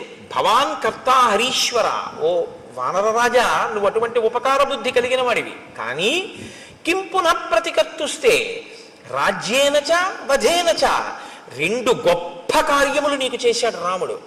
ఒకటి రాజ్యం ఇచ్చాడు, రెండు రాజ్యం ఇవ్వడం కాదు, ఎవరు బతికుండగా నీకు అసలు రాజ్యము ప్రాణము భార్య ఈ మూడు సంశయాత్మకమో అటువంటి వాణ్ణి తన ప్రాణాలు పణంగా పెట్టి చంపాడు. వాలి ఇలా చూశాడు అనుకోండి, ఆయన వేగానికి హద్దు ఉందంటే ఇంకా అంటే రాముడు నిగ్రహించలేడా అన్నది పక్కన పెట్టండి, చాలా పెద్ద ప్రమాదకరమైన పరిస్థితి వచ్చేస్తుందా, వచ్చేదా? కాబట్టి తన ప్రాణములను పణంగా పెట్టి వాలిని వధించాడు. నువ్వేం చేస్తున్నావు? చెయ్యవలసిన సమయానికి చెయ్యవలసినటువంటి పని చెయ్యాలి. ఏమండి, నేను ప్రత్యుపకారం చెయ్యని వాడిని కాను, ఎవరో నాకు ఉపకారం చెయ్యని వాళ్ళకు కూడా వాళ్ళకి చేశాను, వీళ్ళకి చేశాను, వాళ్ళకి చేశానంటే నువ్వు నోరు ముయ్యవయ్యా. నీ ఈ రాజ్యం అసలు చేయడానికి ఎవడిచ్చాడు? ఆయనకి చెయ్యని దానికి మిగిలిన వాళ్ళకి చేస్తే ఎంత, చేయకపోతే ఎంత, అసలుది చేశావా అని అడుగుతాడు. ఏది ముఖ్యమో అది వదిలిపెట్టావు, ఏవి చిన్న చిన్నవి చేసినా చేయకపోయినా పర్వాలేదో అవి చేస్తున్నావు. ఏమిటి ఉపయోగం? కొన్ని వేళ పట్టున చేయవలసి ఉంటాయి, కొన్ని వేళ తప్పి చేసినా వచ్చే ప్రమాదం ఏమి ఉండదు. అవి వేళ పట్టున చేయవలసినవి వేళ పట్టున చేసేయాలి మీరు. దానికి మీరు ఇంక ఎంత ఖచ్చితంగా ఉండాలంటే అందులో ప్రత్యేకమైనటువంటి క్రమశిక్షణ ఉండాలి. ప్రత్యేకించి బ్రాహ్మీ ముహూర్తంలో అంటే ఉదయం వేళలో ఎంత త్వరగా వీలైతే అంత త్వరగా పూజామందిరంలోకి వెళ్ళిపోవాలి. పూజామందిరంలోకి వెళ్ళడానికి తను దానికి సిద్ధపడడానికి మధ్యలోకి ఎంతో అవసరమైతే తప్ప, అసలు తప్పించడానికి కుదరకపోతే తప్ప మీరు ఎట్టి పరిస్థితుల్లోనూ ఏ కార్యాన్ని దాని మధ్యలోకి రావడాన్ని మీరు అనుమతించకూడదు. ఉదయం లేవడము అంటే దేని కొరకు? పూజామందిరంలోకి వెళ్ళిపోవడం కొరకే. దానికి దీనికి మధ్యలోకి ఏదీ రావడానికి వీల్లేదు. అది భక్తిరస సంబంధమైన టీవీలో కార్యక్రమమే కావచ్చు, రావడానికి వీల్లేదు. మీ కాయిక కైంకర్యం ఏమైపోయింది మీ సింహాసనం దగ్గర? మీరు మీ సింహాసనాన్ని అర్చించద్దు, మీరు వెళ్ళిపోవాలంతే పూజామందిరంలోకి. ఏవో కొన్ని ఉంటాయి, శరీరమాధ్యంకులకి ధర్మ సాధనం. ఒక్కొక్కడికి వ్యాయామం చేయకపోతే ఇబ్బంది, తప్పదు, వెళ్ళాలి. వాడి కర్మ, వాడికి భక్తి ఉన్నా వెళ్ళాలి. కానీ నేను మీతో మనవి చేసేది అదే, అప్పుడు కూడా మీరు మానసికం చేసేయచ్చు. ఇతరుల దృష్టిలో మీరు వాకింగ్కి వెళ్ళినట్టు ఉండొచ్చు, కానీ మీరు దాన్ని ఈశ్వరారాధనగా మార్చుకోవచ్చు. మీరు బెంగ పెట్టుకోక్కర్లేదు, అయ్యో నేను చేయలేకపోతున్నానని అనుకోక్కర్లేదు. ఆ ఆర్తిని ఈశ్వర పూజగా మలుచుకుని శరీరంతో వ్యాయామం చేసి రాగానే మీరు వెళ్ళిపోవాలంతే పూజామందిరంలోకి. తప్ప ఇక దాని మధ్యలోకి ఇంకోటి వచ్చేసింది అంటే మీ శ్రద్ధ నశించిపోయింది అని గుర్తు. ఇదే రావణాసురుడి విషయంలో సీతమ్మ అంటుంది, సన్నామివ మహాకీర్తిం శ్రద్ధామివ విమానితాం పూజామివ పరీక్షీణాం ఆశాం ప్రతిహతామివ. ఉపాసన రహస్యాలు చెప్పింది కాబట్టి సుందరకాండే. శ్రీరామాయణంలో అది ఇంకా జీవధార. సుందరకాండ వచ్చేస్తోందిగా ఇంకెంత 2-3 రోజులు. కాబట్టి హనుమ మాట్లాడడం అంటేనండి శ్రీరామాయణంలో అలా ఉంటుంది. ఆయన మహానుభావుడు. ఆయన ఎక్కడైనా మాట్లాడితే మీరు చాలా జాగ్రత్తగా దృష్టి పెట్టి ఆ విషయాన్ని జాగ్రత్తగా చదవవలసి ఉంటుంది. చదివి ఇది నా జీవితంలో అన్వయం చేసుకునేటప్పుడు ఎక్కడొస్తోంది పొరపాటు, దీన్ని నేను ఎక్కడ దిద్దుకోవలసి ఉంటుంది అన్నది మీరు ఆలోచించుకుని మీరు వెంటనే మీ జీవితంలోకి సమన్వయం చేసుకోవడంలో కృతకృత్యులు కావాలి. అప్పుడు రామాయణం మీకు ఉపయుక్తం అవుతుంది. కాబట్టి రాజా నువ్వు తొందరపడవలసి ఉంటుంది. ఉండి వెంటనే రాముడికి ప్రత్యుపకారం చెయ్యి. ఇప్పుడు హనుమ చెప్పిన మాట అంటే వింటాడు. వినడం సుగ్రీవుడి లక్షణం, వినకపోవడం రావణాసురుడి లక్షణం. తప్పు చేయడం తప్పు కాదు, వినగలిగినటువంటి ప్రజ్ఞ ఉంటే బయటికి వస్తాడు, పర్వాలేదు. కాబట్టి ఇప్పుడు ఆయన వెంటనే నీలుణ్ణి పిలిచాడు. పిలిచి సంధిదేశాతిమతిమాన్ నీలం నిత్య కృతోద్యమం దిక్షు సర్వాసు సర్వేషాం సైన్యానాం ఉపసంగ్రహే. అన్ని దిక్కుల నుండి వానరములన్నిటినీ కూడా పిలిపించి సిద్ధంగా ఉంచు, మనం రామకార్యం మీద వెడదాం. ఇదొక్కటి చెప్పి మళ్ళీ మర్చిపోయాడు. అంతే. మళ్ళీ మధుసేవనం, మళ్ళీ భార్యలతో రమించడం, అందులో పడిపోయాడు. కానీ ఈ మాట సుగ్రీవుణ్ణి బతికించేసింది. అది ప్రభువుని బతికించడం అంటే. ఈ ఒక్క మాట చెప్పి ఉండకపోతే నిజంగా సుగ్రీవుడు చెప్పుకోవడానికి ఏమీ లేదు లక్ష్మణుడితోటి రాముడితోటి. ఇది నీలుడికి చెప్పాడు కాబట్టి బతికిపోయాడు సుగ్రీవుడు. ప్రాణభిక్ష పెట్టారండి హనుమ. సచివుడు మంత్రి అంటే అర్థం ఏమిటంటే నిర్మోహమాటంగా తన మీద పరిపాలన చేసేటటువంటి ప్రభువు యొక్క హితాన్ని ప్రజాహితాన్ని కోరి అందులో ఏ మొహమాటం లేకుండా సలహా చెప్పగలిగినటువంటి ప్రజ్ఞ ప్రకాశించిన వాడిని మంత్రి అని పిలుస్తారు. అలా ఉండాలి సచివుడు అంటే. కాబట్టి హనుమ వెళ్ళి అంత ధైర్యంగా సుగ్రీవుడితో మాట్లాడారు. నీలుణ్ణి పిలిచి ఆదేశం ఇచ్చాడు. ఇచ్చిన తరువాత ఆ నీలుడు బయలుదేరాడు అని మనం అనుకోవలసి ఉంటుంది. ఇప్పుడు హనుమ ఏది ఊహించారో అది నిజమవుతుంది. మహాత్ముల ఊహలు ఎందుకు పోతాయండి? ఉత్తినే పోవు. శరత్కాలం వచ్చేసింది. శరత్కాల చిహ్నములను వర్ణించాడు రామచంద్రమూర్తి లక్ష్మణుడితోటి. వర్ణించి ఆ లక్ష్మణునితో ఒక మాట చెప్పాడు. అన్యోన్యబద్ధ వైరాణం జిగీషూణాం నృపాత్మజ ఉద్యోగ సమయ సౌమ్య పార్థివానాం ఉపస్థిత. ఇయం సా ప్రథమా యాత్ర పార్థివానాం నృపాత్మజ నచ పశ్యామి సుగ్రీవం ఉద్యోగంచ తథావిధం. ఇప్పుడు శరదృతు వచ్చింది కాబట్టి ఆకాశం అంతా పిండారబోసినట్టుగా వెన్నెల ప్రకాశిస్తూ ఉంటుంది. కాబట్టి విశేషమైన చలిగాలులు కానీ వర్షాలు కానీ ఉండవు, వేడి ఉండదు. కాబట్టి రాజులందరూ కూడా జైత్రయాత్రలు చేస్తూ వాళ్ళు మనసులో విజయం పొందాలన్న ఆకాంక్షని నెరవేర్చుకునేటటువంటి సమయము ఆసన్నమైపోయింది. ఆ దిశగా ఉద్యోగం చేస్తున్నారు. ఉద్యోగం అంటే ప్రయత్నం. ఆ దిశగా రాజులందరూ ప్రయత్నం చేస్తున్నారు. నేను కూడా సీతమ్మ యొక్క ఎడబాటు వలన కలిగినటువంటి శోకము నుండి బయటికి రావడం కొరకు రావణాసురుని మీద యుద్ధానికి వెళ్ళవలసి ఉంది. కానీ ఎవరు నాకు ఇందులో తోడ్పడాలో ఆ తోడ్పడవలసినటువంటి ప్రధానమైన వ్యక్తి అయిన సుగ్రీవుడు మాత్రం అసలు దీని గురించి పట్టించుకున్నట్లు లేదు, విస్మరించాడు. అసలు ఇటువంటి ప్రయత్నం ఒకటి చెయ్యాలి అన్న ఆలోచన ముందు ఎవరికి రావాలో, ఇప్పుడు ఎవరికి వస్తే తప్ప కదలదో ఆయనకి రాలేదు. అంటే రాముడు ఒక్కడు చేయలేడా అండి? నరుడి కథగా మీరు వినండి. నేను మీతో తరచూ మనవి చేస్తున్నాను. ఇప్పుడు ఈ ఆక్రోశంలోంచి ఏ మాట వస్తుందో అదే వస్తుంది. మన్ని ఒక ఆయన పట్టించుకోలేదనుకోండి, అస్సలు ఏ ప్రాధాన్యత ఇవ్వకుండా, ఏమీ పట్టించుకోకుండా, నేను చేస్తానులేండి తప్పకుండానని అసలు ఆయన చేయడానికి దాని గురించి ఆలోచనే లేదనుకోండి, అప్పుడు మీరేమంటారు? అవును, నా గురించి ఎందుకు పట్టించుకుంటాడు, ఇప్పుడు నా అవసరం ఏం లేదుగా, ఇప్పుడు నా పని ఆయనకి ఏం లేదు, నన్ను చేతకానివాడు అనుకుంటున్నాడు, నేనేం చేయలేను అనుకుంటున్నాడు, అందుకని ఇప్పుడు నా గురించి అసలు ఆలోచన ఎందుకు చేస్తాడు? నేను వెళ్ళి ఆయన్ని అడిగితే చేసి పెడతానన్నాడు, కానీ కనీసం ఏమంటే నేను ఇలా చేస్తాను చేయట్లేదు, మీ మాట నాకు జ్ఞాపకం ఉందని కూడా అంటలేదు. చూసావా, అంటాడా? అందా? నరుడన్న వాడి మనస్వభావం అలాగే ఉంటుంది. దీని తర్వాతి మాట అదే రావాలి.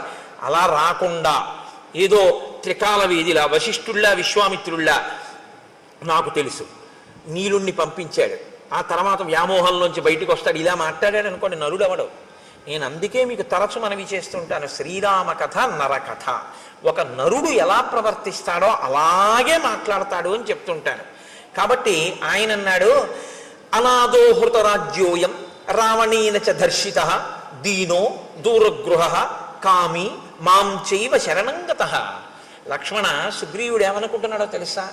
అనాథో, నేను అనాథుణ్ణి, నాకెవరు లేరు, నన్ను పట్టించుకునే వాళ్ళు లేరు. హృతరాజ్యోయం, నా రాజ్యం పోయింది. రావణేన చ దర్శిత, నేను రావణుడి చేత అవమానింపబడిన వాణ్ణి. దీనో, దీనుణ్ణి, నా భార్యని నేను రక్షించుకోలేని స్థితిలో ఉన్నవాణ్ణి. దూరగృహ, ఇంటి నుంచి చాలా దూరంగా ఉన్నాను, కష్టం చెప్పుకోవడానికి కూడా ఎవరూ లేరు. కామి, భార్య గురించి పరితపిస్తున్నటువంటి వాణ్ణి. మాం చైవ శరణంగతః, నేను ఆ సుగ్రీవుణ్ణి శరణాగతి చేసి ఉన్నవాణ్ణి. కాబట్టి ఇప్పుడు ఆయన అనుగ్రహాన్ని బట్టిన జీవితం తప్ప నా గురించి ఆయన పట్టించుకోవాలని ఎక్కడుంది లక్ష్మణ? ఈ మాట లక్ష్మణుడికి కోపం తెప్పిస్తుందా తెప్పించదా? అన్నయ్య ఏడిస్తే చూడలేని స్వభావం అనుకోండి. ఒక ఆయనకి రక్తం చూస్తే కళ్ళు తిరిగి పడిపోతాడు. ఆయన్ని తీసుకెళ్ళి మీరు నా గోరు చుట్టూ ఆపరేషన్ చేసేటప్పుడు నువ్వు నా చెయ్యట్టుకో అంటే మీరు బాగానే ఉంటారు. ఆయన్ని తర్వాత మీరు సోడా క్యారేజ్ ఆయనకి తేవాలి కదా. ఆయన రక్తం చూస్తే తట్టుకోలేడు అన్నప్పుడు మీరు ఆయన్ని తీసుకెళ్ళకూడదు మీ గోరు చుట్టూ ఆపరేషన్ చేయించుకోవడానికి కదండి. అంతేకాని మరి లక్ష్మణుడు రాముడి ఖేదాన్ని చూడలేడని రాముడికి తెలుసు, మరి ఎందుకు మాట్లాడుతున్నాడు అంటే ఒక్కొక్కసారి లోపల ఉన్నటువంటి శోకాన్ని ఆపడాన్ని నిగ్రహించడం ఎవ్వరికైనా సాధ్యం కాని స్థితి వస్తుంది. నరుడంటే అంతే.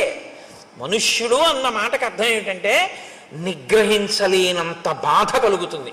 అది తన భార్య విషయంలో కలిగితే ధర్మబద్ధం అండి. అది పరకాంత ఎందుకు కలిగితే తప్పు తప్ప తన భార్య ఎందుకు కలిగితే వేళ దాటిపోతోంది, శరదృతువు కూడా వచ్చేసింది. మరి ఆయన బాధపడ్డాడంటే అందులో తప్పే ఉంది. అటువంటప్పుడు నన్ను ఇలా పట్టించుకోలేదని మాట్లాడితే ఎంత సహజంగా పూర్ణమైన నరుడిగానే రాముడు మాట్లాడుతున్నాడు తప్ప ఒక ఈశ్వరుడిగా రాముడు ఎప్పుడూ మాట్లాడలేదు రామాయణంలో.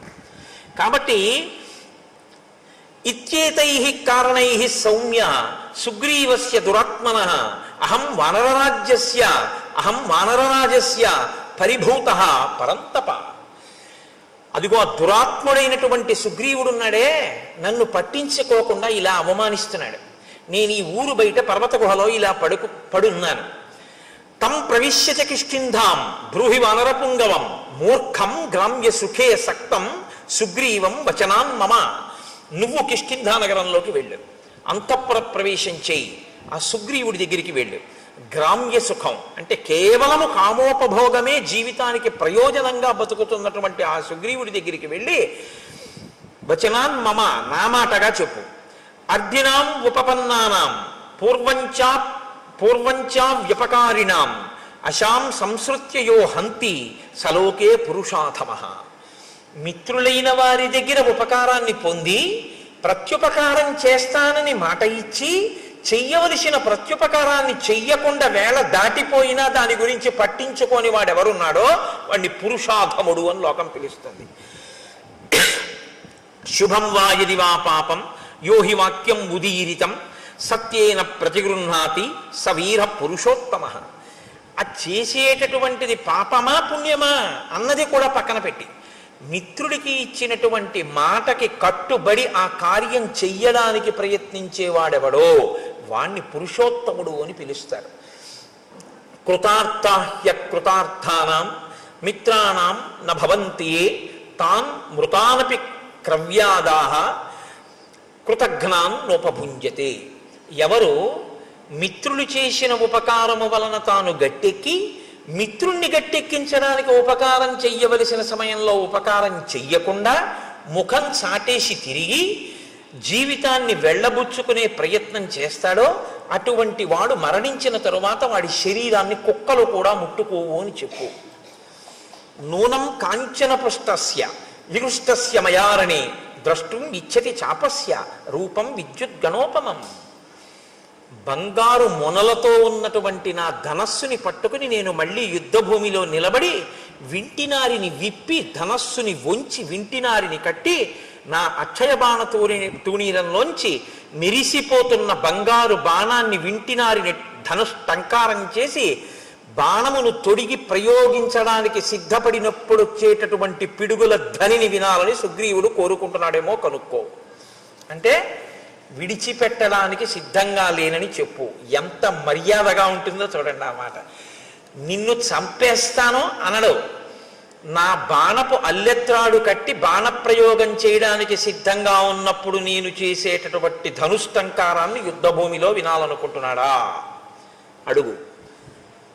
అంటే శత్రువుగా నిలబడిపోవలసి వస్తుందని గుర్తు పెట్టుకోమ్మ మనం అని కఠినంగా మాట్లాడడం. ఆ మాటలో కూడా ఎంత సౌమ్యంగా ఉంటుందో, అప్పుడు కూడా ఎంత మాటలో ఎక్కడ మీకు అశ్లీలత కానీ అసలు ఆ మాటలో వ్యగ్రత కానీ కనపడవు. అంత అందంగా ఉంటుంది ఆయన మాట్లాడితే. అందుకే శ్రీరామాయణాన్ని బాగా చదివి రామాయణం బాగా జీర్ణమైనటువంటి వాళ్ళు కోపంతో మాట్లాడినా అందంగానే ఉంటుంది. ఎందుకంటే ఆ భాష అటువంటి సుసంపన్నమైన హృదయం అలవాటు అవుతాయి. కాబట్టి నచ సంకుచిత పంథ ఏన వాలీహతో గత సమయే తిష్ట సుగ్రీవ మా వాలి పదమన్వగాహ. వాలి విడిపోయినటువంటి మార్గం ఇంకా మూసుకుపోలేదు, తెరిచే ఉందని గుర్తు చెయ్యి. అలా వెళ్ళాలి అనుకోకపోతే తానన్న మాట నిలబెట్టుకోమన్నానని చెప్పు. వాలి వెళ్ళిన మార్గం మూసుకుపోలేదంటే అటు పంపిస్తానని చెప్పంటే వాలికి వెళ్ళాడు, మృత్యువుని పొందాడు, అదే పొందుతాడని చెప్పు. ఆ మాట నోటితో అనడం. ఎందుకంటే మిత్రుడి విషయంలో అసలు ఆ మాట నోటి వెంట రాకూడదు. కాబట్టి ఎంత అందంగా మాట్లాడుతున్నాడో చూడండి. తన ధర్మం నుంచి తాను ఒక్క అడుగు తొట్టుపడకుండా నిలబడుతుంటాడు ఎప్పుడు. ఆ కోపంలో కూడా. అందుకే ఆయన మహానుభావుడు కోపం తెచ్చిపెట్టుకుంటాడు తప్ప కోపానికి వశుడు కాడు. ఆయన ఒక్క అరణ్యకాండలోనే అలా వశుడైంది. లక్ష్మణుడు చెప్పగానే మళ్ళీ మాట విన్నాడంతే. కాబట్టి అంత అందంగా ఉంటుంది ఆ మాట. కోపానికి వశుడైపోయినటువంటి వాడి వెర్రికేకలు, వాడి మాటలు, వాడి నోట్లోంచి వచ్చే ధూర్త ప్రలాపన ఇంకోలా ఉంటాయి. కోపాన్ని అదుపులో పెట్టుకొని తను ఎక్కడ మనస్సులో బాధపడుతున్నాడో దాన్ని అవతలవాడికి సందేశాత్మకంగా అందించాలనేటటువంటి ప్రజ్ఞ ఉన్నవాడి యొక్క వాగ్ధోరణి అనన్య సామాన్యంగా ఉంటుంది. భావము యొక్క వ్యగ్రత ఉంటుంది తప్ప భాష యందు వ్యగ్రత ఉండదు. భావము మాత్రం సుస్పష్టంగా ఉంటుంది, అందులో సందేహమే ఉండదు. కానీ భాష మాత్రం అమంగళకరమైనది కానీ అశ్లీలమైనది కానీ వినడానికి ఖేదంగా ఉండేటటువంటిది కానీ అటువంటి భాష వాడరు. ఎందుకో తెలుసా అండి? అక్షరములన్నీ కూడా పరాశక్తి యొక్క స్వరూపం. అమ్మవారి స్వరూపం ఇది వేరు. ఈ స్వరూపాన్ని స్థూల రూపం అంటారు. ఇది కాకుండా అమ్మవారికి ఒక రూపం ఉంటుంది. ఆ రూపం అక్షరాలన్నీ సంస్కృతంలో మాతృకలు అని పిలుస్తాం. ఆ అక్షరాలన్నీ ఏ ఉంటాయో ఆ అక్షరాలన్నీ అమ్మవారి యొక్క స్వరూపాలు. శబ్దము మనం అక్షరాన్ని ఉపయోగించడానికి నాలుకని తిప్పినప్పుడు ఉపయోగించేటటువంటి మాట ఉందే, అది ఆ శక్తి అమ్మవారి అనుగ్రహంతో పలుకుతాం అక్షరాలు. అందుకే అక్షరములే పదములు అవుతాయి, పదములు వాక్యములు అవుతాయి, వాక్యములలో అర్థం ఉంటుంది. మీరు అక్షరాల్ని ఎన్ని మాటలు దుర్వినియోగం చేశారో అన్ని మాటలు పరాశక్తి లెక్కలోకి తీసుకుంటుంది. వీడు నా స్వరూపాన్ని ఖేదపరిచాడు, అక్షర స్వరూపాన్ని దుర్వినియోగం చేశాడు అని. అందుకే మాట చాలా పొందికగా ఉండాలి తప్ప మాటలో అసలు ఏ మాటలు నోటి వెంట రాకూడదో ఆ మాటలు నోటి వెంట తరచు ప్రయోగించడం కానీ, ఏ మాటలు నోటి వెంట అస్తమానం మాట్లాడకూడదో ఆ మాటల్ని వాడడం కానీ చేయకూడదు. మాటకున్నటువంటి బలహీనత ఏమిటో తెలుసా అండి? మనసు పట్టుకుంటుంది. దానికి అదొక పెద్ద ఇబ్బంది. నేను మీతో చెప్పాక బలహీనత బలం అవే. మీరు చాలాసేపు మీకు రాకపోయినా మీరు అలా వినండి. ఆ గురు ప్రార్థన అదే పనిగా ఓ గంట సేపు విన్నారనుకోండి, అంతవరకు ఎందుకండి? పోనీ గురు ప్రార్థన కాసేపు వదిలేయండి. పోనీ ఏదో సంస్కృతంలో సంక్లిష్ట పదజాలంతో ఉందండి అంటారా? పక్కన పెట్టేయండి. మీరు ఏదో రామదాస్ గారి కీర్తన పెట్టుకుని ఒక గంటన్నరో అలా కీర్తనలు విన్నారనుకోండి, అన్ని కీర్తనల మీద మీ మనస్సు నిలబడదు. వచ్చిన బాధ మీకు ఏదో ఒక కీర్తన మీదకి వెళ్ళి మనసు రంజిల్లుతుంది, పొంగుతుంది. అది మీరు ఏం చేస్తారంటే రీప్లే నొక్కి మళ్ళీ వింటారు. అంతా అయిపోయిన తర్వాత ఒరే అదొక్కసారి మళ్ళీ పెట్టు అని మళ్ళీ వింటారు. అయిపోయిన తర్వాత మీరు తువ్వాలు ఆరేసుకోవడానికి వెళ్ళి తక్కువేమి మనకు రాముండొక్కడుండు వరకు అంటారా? అనరా? మీకు సంగీతం వచ్చని అన్నారా? పట్టేసుకుంది నాలుక. మీరు చూడండి, నోట్లో ఆడుతోందిరా ఇవాళ ఇది పోవట్లేదు అంటాడు. మీరు వినకూడనిది విన్నా అంతే, పట్టుకుంటుంది. మీరు అదే పనిగా ఏవి వినకూడదో అవి వింటున్నారు అనుకోండి, అవే వస్తాయి. ఇవాళ దేశంలో ఉన్నటువంటి పెద్ద దౌర్భాగ్య స్థితి ఏమిటో తెలుసా అండి? నేను పదే పదే విమర్శించానని మీరు అనుకోవద్దు. ఇలా నొక్కితే మారేటటువంటి వాటిలో మీ కళ్ళ ముందు మీ చెవులకి ప్రధానమైనటువంటి ఇంద్రియాలన్నింటికీ కూడా మీరు అదే పనిగా పిల్లలకి విషాన్నే అందిస్తున్నారనుకోండి, వాళ్ళ మనసు ఎక్కడికి వెళ్ళిపోయి కూర్చుంటుంది? అక్కడే కూర్చుంటుంది. దాని మీదే వాడికి వ్యామోహం పెరిగిపోతుంది. ఇంకా ఇంద్రియాలు ఎప్పుడూ దాని మీదే పనిచేస్తే మనసు దాంతో తాదాత్మ్యత చెందిపోతుంది, వెంపర్లాడిపోతుంది దానికోసమే. అదే చూడాలి, అదే చూడాలి, అదే చూడాలి తాపత్రయం. ఏమిటి చూడడానికి ఇందులో అని పడుకోలేడు. మారి మారి మారి మారి అది రామకృష్ణ పరమహంస మాటల్లో అయితే నల్లమందు మరిగిన నెమలి అంటారు. ఆయన మనస్సు గురించి మాట్లాడుతూ ఒకసారి ఎంత చెప్పినా శిష్యుడికి అర్థం కాలేదు. అర్థం కాకపోతే ఆయన అన్నారు, నీకు చూపిస్తాను చూడు మనస్సు అంటే ఎలా ఉంటుందో అన్నారు. ఇవాళ మధ్యాహ్నం 3 అయింది కదా, ఇప్పుడు నీతో నేను మాట్లాడుతున్నప్పుడు లోపల నల్లమందు ఉంది, ఓ నల్లపూసంత నల్లమందు పట్టరా అన్నారు. నెమలి ఎప్పుడు తినలేదు, నెమలి ఏదో తింటూ ఉంటుంది. అలా తింటున్న నెమలిని పిలిచి ఆయన నల్లమందు అక్కడ పెట్టి తినిపించారు. ఆ చిన్న నల్లమందు గుళిక తిండేది. అది మర్నాడు 3 గంటలకు వచ్చేసింది. వచ్చేసి రెక్కలు అల్లారుస్తూ ఓ క్రాంఖణం చేస్తోంది. ఆయన మళ్ళీ ఓ పిసర్ నల్లమంది పెట్టారు. అది మళ్ళీ తినేసి వెళ్ళిపోయింది అంతే వెంటనే. ఇక 3 అయ్యేటప్పటికి మీరు ఎన్ని పెట్టండి, ఆ నల్లమందు పెట్టకపోతే మాత్రం దానికి నిద్ర పట్టదు. అది ఇంకేమీ తినదు. అది మిగిలిన వాటిని కూడా పొడి చేస్తుంది. అంటే అంత గొప్ప నెమలి ఒక్కసారి నల్లమందు పుచ్చుకోవడానికి అలవాటు పడింది అంతే. ఇప్పుడు అది నల్లమందుకి బానిసైంది. మీ మనసు నల్లమందు విషయమే కాదు, మీ ఇంద్రియములనేటటువంటి ద్వారములను తెరిచి దేన్ని లోపలికి పుచ్చుకోవడానికి అలవాటు చేశారో దాన్ని పుచ్చుకొమ్మనే జరుగుతుంది. మీరు అదే పనిగా ఒక దానికి అలవాటు పడిపోయారనుకోండి, ఇంక అదే పని. ఇంకేమున్నదండి ఇప్పుడు ఇవాళ లోకంలో? నేను తరచు విమర్శించాను, మీరు దయచేసి ఏమనుకోవద్దు. వేళ లేదు, పాలలేదు. అసుర సంధ్య వేళ దీపాలు పెట్టారు అంటే సనాతన ధర్మంలో ఈ దేశంలో ఒక గౌరవం ఉంది. దీపం పెడితే ప్రతి ఇంటిలోనూ కూడా గృహలక్ష్మి అయిన ఆడది మంగళసూత్రాన్ని కళ్ళకద్దుకుంటుంది. అవునా కదా? సంధ్యాదీపం వెలిగించారు అంటే మంగళసూత్రాన్ని కళ్ళకద్దుకుని ఓసారి ఆ గౌరమ్మకి నమస్కారం చేస్తారు. ఇవాళ ఇలా సంధ్యాదీపం పెట్టి మీరు ఇలా టీవీ పెట్టగానే మెళ్ళో మంగళసూత్రాలు లాగేస్తూ ఉండడం, లాగేసి విసిరేయడం, స్లో మోషన్లో అది ఎంత దూరం వెళ్ళి పడిపోయిందో చూపిస్తూ ఉండడం, లేకపోతే చచ్చిపోయిన శవాల్ని కాలుస్తున్నటువంటి దృశ్యాలు ఇంట్లో ఆ దిక్కున కనపడుతూ ఆ మంటల యొక్క దృశ్యాలు గోడల మీద వాటి మీద పడుతూ ఉండడం, భయానకంగా దాన్ని చూస్తూ ఉండడం, కొట్టుకున్నవి పొడుచుకున్నవి 1కి 4 మాటలు రీప్లే చూపిస్తూ ఉండడం, అర్ధరాత్రి వేళ ఘోరమైనటువంటి వాటిని సావధానంగా చూసే అవకాశం పిల్లలకి ఇవ్వడం, ఇవన్నీ పిల్లలకి ఇచ్చి మీ పిల్లలు మంచిగా ఉండాలని మీరు కోరుకుంటే ఎలా ఉండడం కుదురుతుందండి వాళ్ళకి? రోజు విషం పెడితే విషకన్య అవుతుంది తప్ప అది ఆవుదూడు ఎలా అవుతుంది? ఇవాళ మన దౌర్భాగ్యం అంతా దీని గురించే ఏడిచారు మహానుభావులు శాసనసభల్లో. సంస్కృతి నశించిపోతుందా అని ఏడిచారు.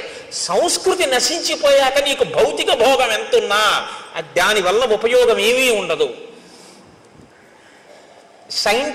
scientific advancement without an iota of restraint is totally dangerous to the entire society. మీరు ఆలోచించండి నేను అన్నమాట. సెల్ ఫోన్ టూ వీలర్ మీద వెడుతూ మాట్లాడకూడదన్న నిగ్రహం లేనటువంటి వాడికి మీరు సెల్ ఫోన్ ఇచ్చి పంపిస్తే వాడితో పాటు ఇంకో కుటుంబం అంతా ఆధారపడిన ఇంకో వ్యక్తి జీవితం కూడా ప్రమాదంలోకి వెళ్ళిపోతాయి. సైంటిఫిక్ అడ్వాన్స్మెంట్ తప్పనాలా, మనిషికి సెల్ఫ్ రెస్ట్రైంట్, తనని తాను నిగ్రహించుకోగలిగిన శక్తి లేకపోవడం తప్పనాలా? నిగ్రహం లేకపోవడం తప్పు. నిగ్రహం అస్తమానం నీకు ఎవడు నేర్పుతాడు? అంగుళం అంగుళం పోలీసుల్ని పెట్టి నీకు నేర్పుతారా? మనిషివి కాబట్టి నీకు ఉండాలి. మనిషిగా ఎలా బతకాలో రామాయణం చదివితే వస్తుంది. ఆ రామాయణం అందుకే మనుషుల్ని మనుషులుగా ఇబ్బంది లేకుండా బ్రతకగలిగినటువంటి స్థితి కావాలి అంటే మీరు ఏది చూడొచ్చో ఏది చూడకూడదో, మీ మనసు ఎందుకు పాడవుతుందో, మీ మనసు ఎందుకు పవిత్రం అవుతుందో మనోరంజకత్వం కోసం కావలసి ఉంటుంది. మనోరంజకత్వం అంటే నువ్వు కాసేపు సంతోషంగా ఉల్లాసంగా గడపాలి అంతే, అంతవరకే. ఒక్కొక్క దాని ప్రయోజనం దేని కొరకు అంటే దాని ప్రయోజనం అంతవరకే. నువ్వు ఉల్లాసంగా కాసేపు ఏదో బడలిపోయావు, కాసేపు ఏదో కాస్త ఉల్లాసంగా ఉండాలి. కాబట్టి ప్రమాదకరము కానటువంటి ఉల్లాసభరితమైనది చూడడానికి నువ్వు కొన్నింటిని వాడుకోవాలి. వినోదం హద్దుల్లో ఉండాలి. వినోదం హద్దులు దాటిపోయి వెళ్ళిపోయి మేము సమాజాన్ని బాగు చేయడానికి ఇవన్నీ తీయలేదన్న మాట నువ్వు అనకూడదు, తప్పది. దాని ప్రభావం సమాజం మీద ఉండి తీరుతుంది. నువ్వు ఆ మాట అంటే ఎలా అవుతుంది? కుదరదది. కాబట్టి ఇవాళ ఈ హద్దులు ఎందుకు దాటిపోయామంటే మనం రామాయణాన్ని మరిచిపోకుండా ఉండగలిగితే మనం ఖచ్చితంగా హాయిగా ఆనందంగా ఏ వస్తువుని ఎక్కడ వరకు వాడుకోవాలో అక్కడ వరకు వాడుకోగలిగిన ప్రజ్ఞ భాషించి ఉండేది. ఇది రామాయణం చెయ్యగలిగినటువంటి గొప్ప ప్రయోజనం. ఇది మీరు పిల్లలు చూడండి, ఏదైనా కథ చెప్పమ్మమ్మ, ఏదైనా కథ చెప్పు తాతయ్య అంటారు. ఏం కథ చెప్తాను? రాత్రి 7ంటికి సీరియల్ వస్తుంది చూడు అంటే వాడు అదే చూసి మీరు అదే చూస్తే, మీరు అంటే మీరు కాదు, మీరేం చూడరు, నా గురించి నేను చెప్పుకునేది. కాబట్టి అసలు ముందు మనకొకటి వస్తే రా నీకొక చెప్తాను కూర్చో. ఏమైందో తెలుసా? ఒకసారి సుగ్రీవుడు ఏం చేశాడో తెలుసా? ఏం చెప్పారో తెలుసా? హనుమ, అదిగో నువ్వు దండం పెడతావే ఆ స్వామి బుద్ధిమతాం వరిష్టం. ఏం చెప్పారో తెలుసా? ఇదిగో కాలం దాటిపోతే ప్రమాదం వస్తుంది, వేళపట్టును చెయ్యవలసింది వేళపట్టును చెయ్యాలని చెప్పారు అని ఈ ఘట్టాన్ని చెప్పండి. ఆ పసిపిల్లల మనసు మీద కాలము యొక్క విలువ, చేయవలసిన వేళకి చెయ్యడం అనేటటువంటిది ఎంత ముఖ్యమో నాటుకుంటుంది.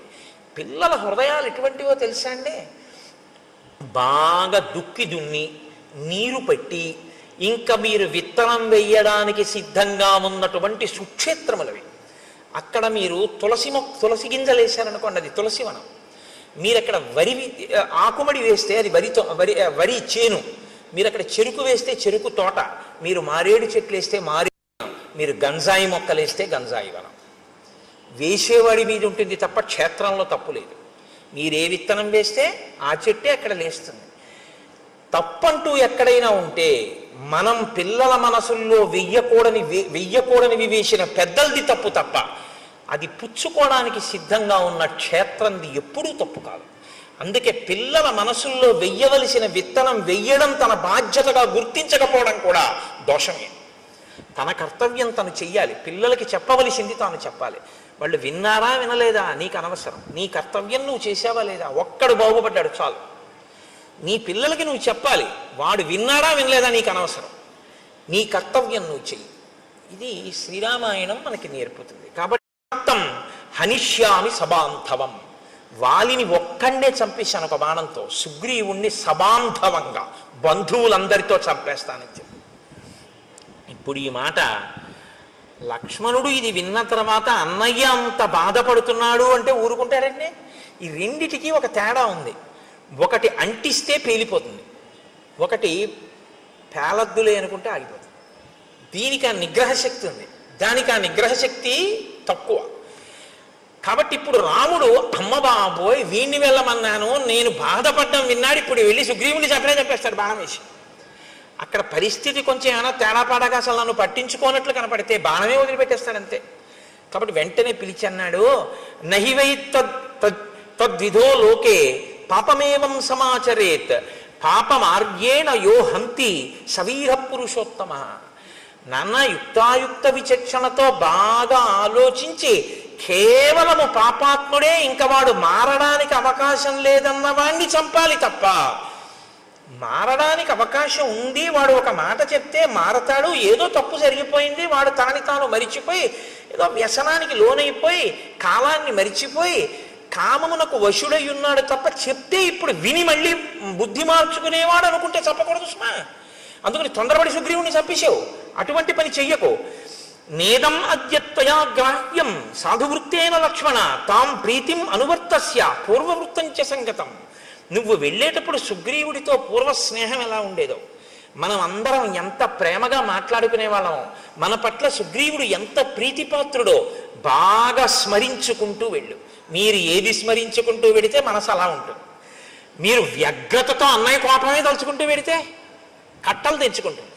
మీరు ప్రీతిని స్మరించుకుంటూ వెడితే కొంచెం మంచి మాట చెప్పడానికి అవకాశం ఉంటుంది. అప్పుడు మనసు మీ అదుపులో ఉంటుంది. లక్ష్మణుడి మనసు లక్ష్మణుడి అదుపులో ఉండేటట్టు చూస్తున్నాడు. ఏ మనసు లక్ష్మణుడి అదుపు తప్పుతోందని గుర్తించాడో దాన్ని మళ్ళీ లక్ష్మణుడి అదుపులోకి తీసుకెళ్తున్నాడు. అందుకని కదండి గురువు అయ్యాడు ఆయన, మహానుభావుడు. అందుకని నేను గురువుగా అనువర్తిస్తున్నానన్నాడు ఆయన. మాట ఎంత ప్రమాదమో, ఒక్కొక్కరు ఇంకొకరు ఖేదపడితే చూడలేరు, అంత ప్రీతి ఉంటుంది. ఆయన బాధపడ్డాడు అనుకోండి, అయ్య బాబోయ్ ఆయనంత బాధపడ్డామా అని నాకేమైనా పర్వాలేదని చెప్పి ఈయన వెళ్ళిపోయి ఆయనతో కలిపిడిపోతాడు కూడా. కాబట్టి మీరు గబుక్కుని ఎక్కడ పడితే అక్కడే ఎలా పడితే అలా మాట్లాడేయకూడదు. అవతల వారికి మీ మీద ఉన్నటువంటి ప్రీతి వలన వచ్చేటటువంటి పరిణామములను కూడా దృష్టిలో పెట్టుకుని మాట్లాడవలసి ఉంటుంది. ఇది రాముడి యొక్క పరిణతి. కాబట్టి వెంటనే వెనక్కి పిలిచి సామోపహితయామాచ రూక్ష్మాణి పరివర్జయన్ వక్తుం అర్హసి సుగ్రీవం వ్యతీతం కాలపర్యయే. అందుకని నాయన పరుషమైన మాటలు మాట్లాడకు సుగ్రీవుడి దగ్గర, చాలా సున్నితమైన మాటలతో మిత్రుడికి చెప్పినట్లు చెప్పు. కాలము దాటిపోయింది, రాముడు బాధపడుతున్నాడు అన్న సందేశాన్ని అందించు తప్ప ఆయన మనసు ఖేదపడేటట్టుగా తీవ్రమైనటువంటి మాటలను వాడవద్దు అని చెప్పాడు. సరే అన్నయ్య అన్నాడు, బయలుదేరాడు. కానీ లక్ష్మణుడే కదండి, చెప్తే వినేసి వెంటనే నేను మీతో మనవి చేసింది అదే.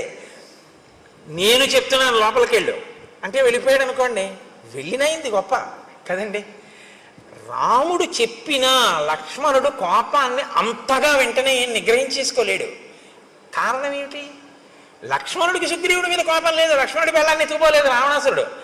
రాముడు కష్టపడితే చూడలేడు, రాముడి కళ్ళం మట్టి నీళ్లు కారకూడదు.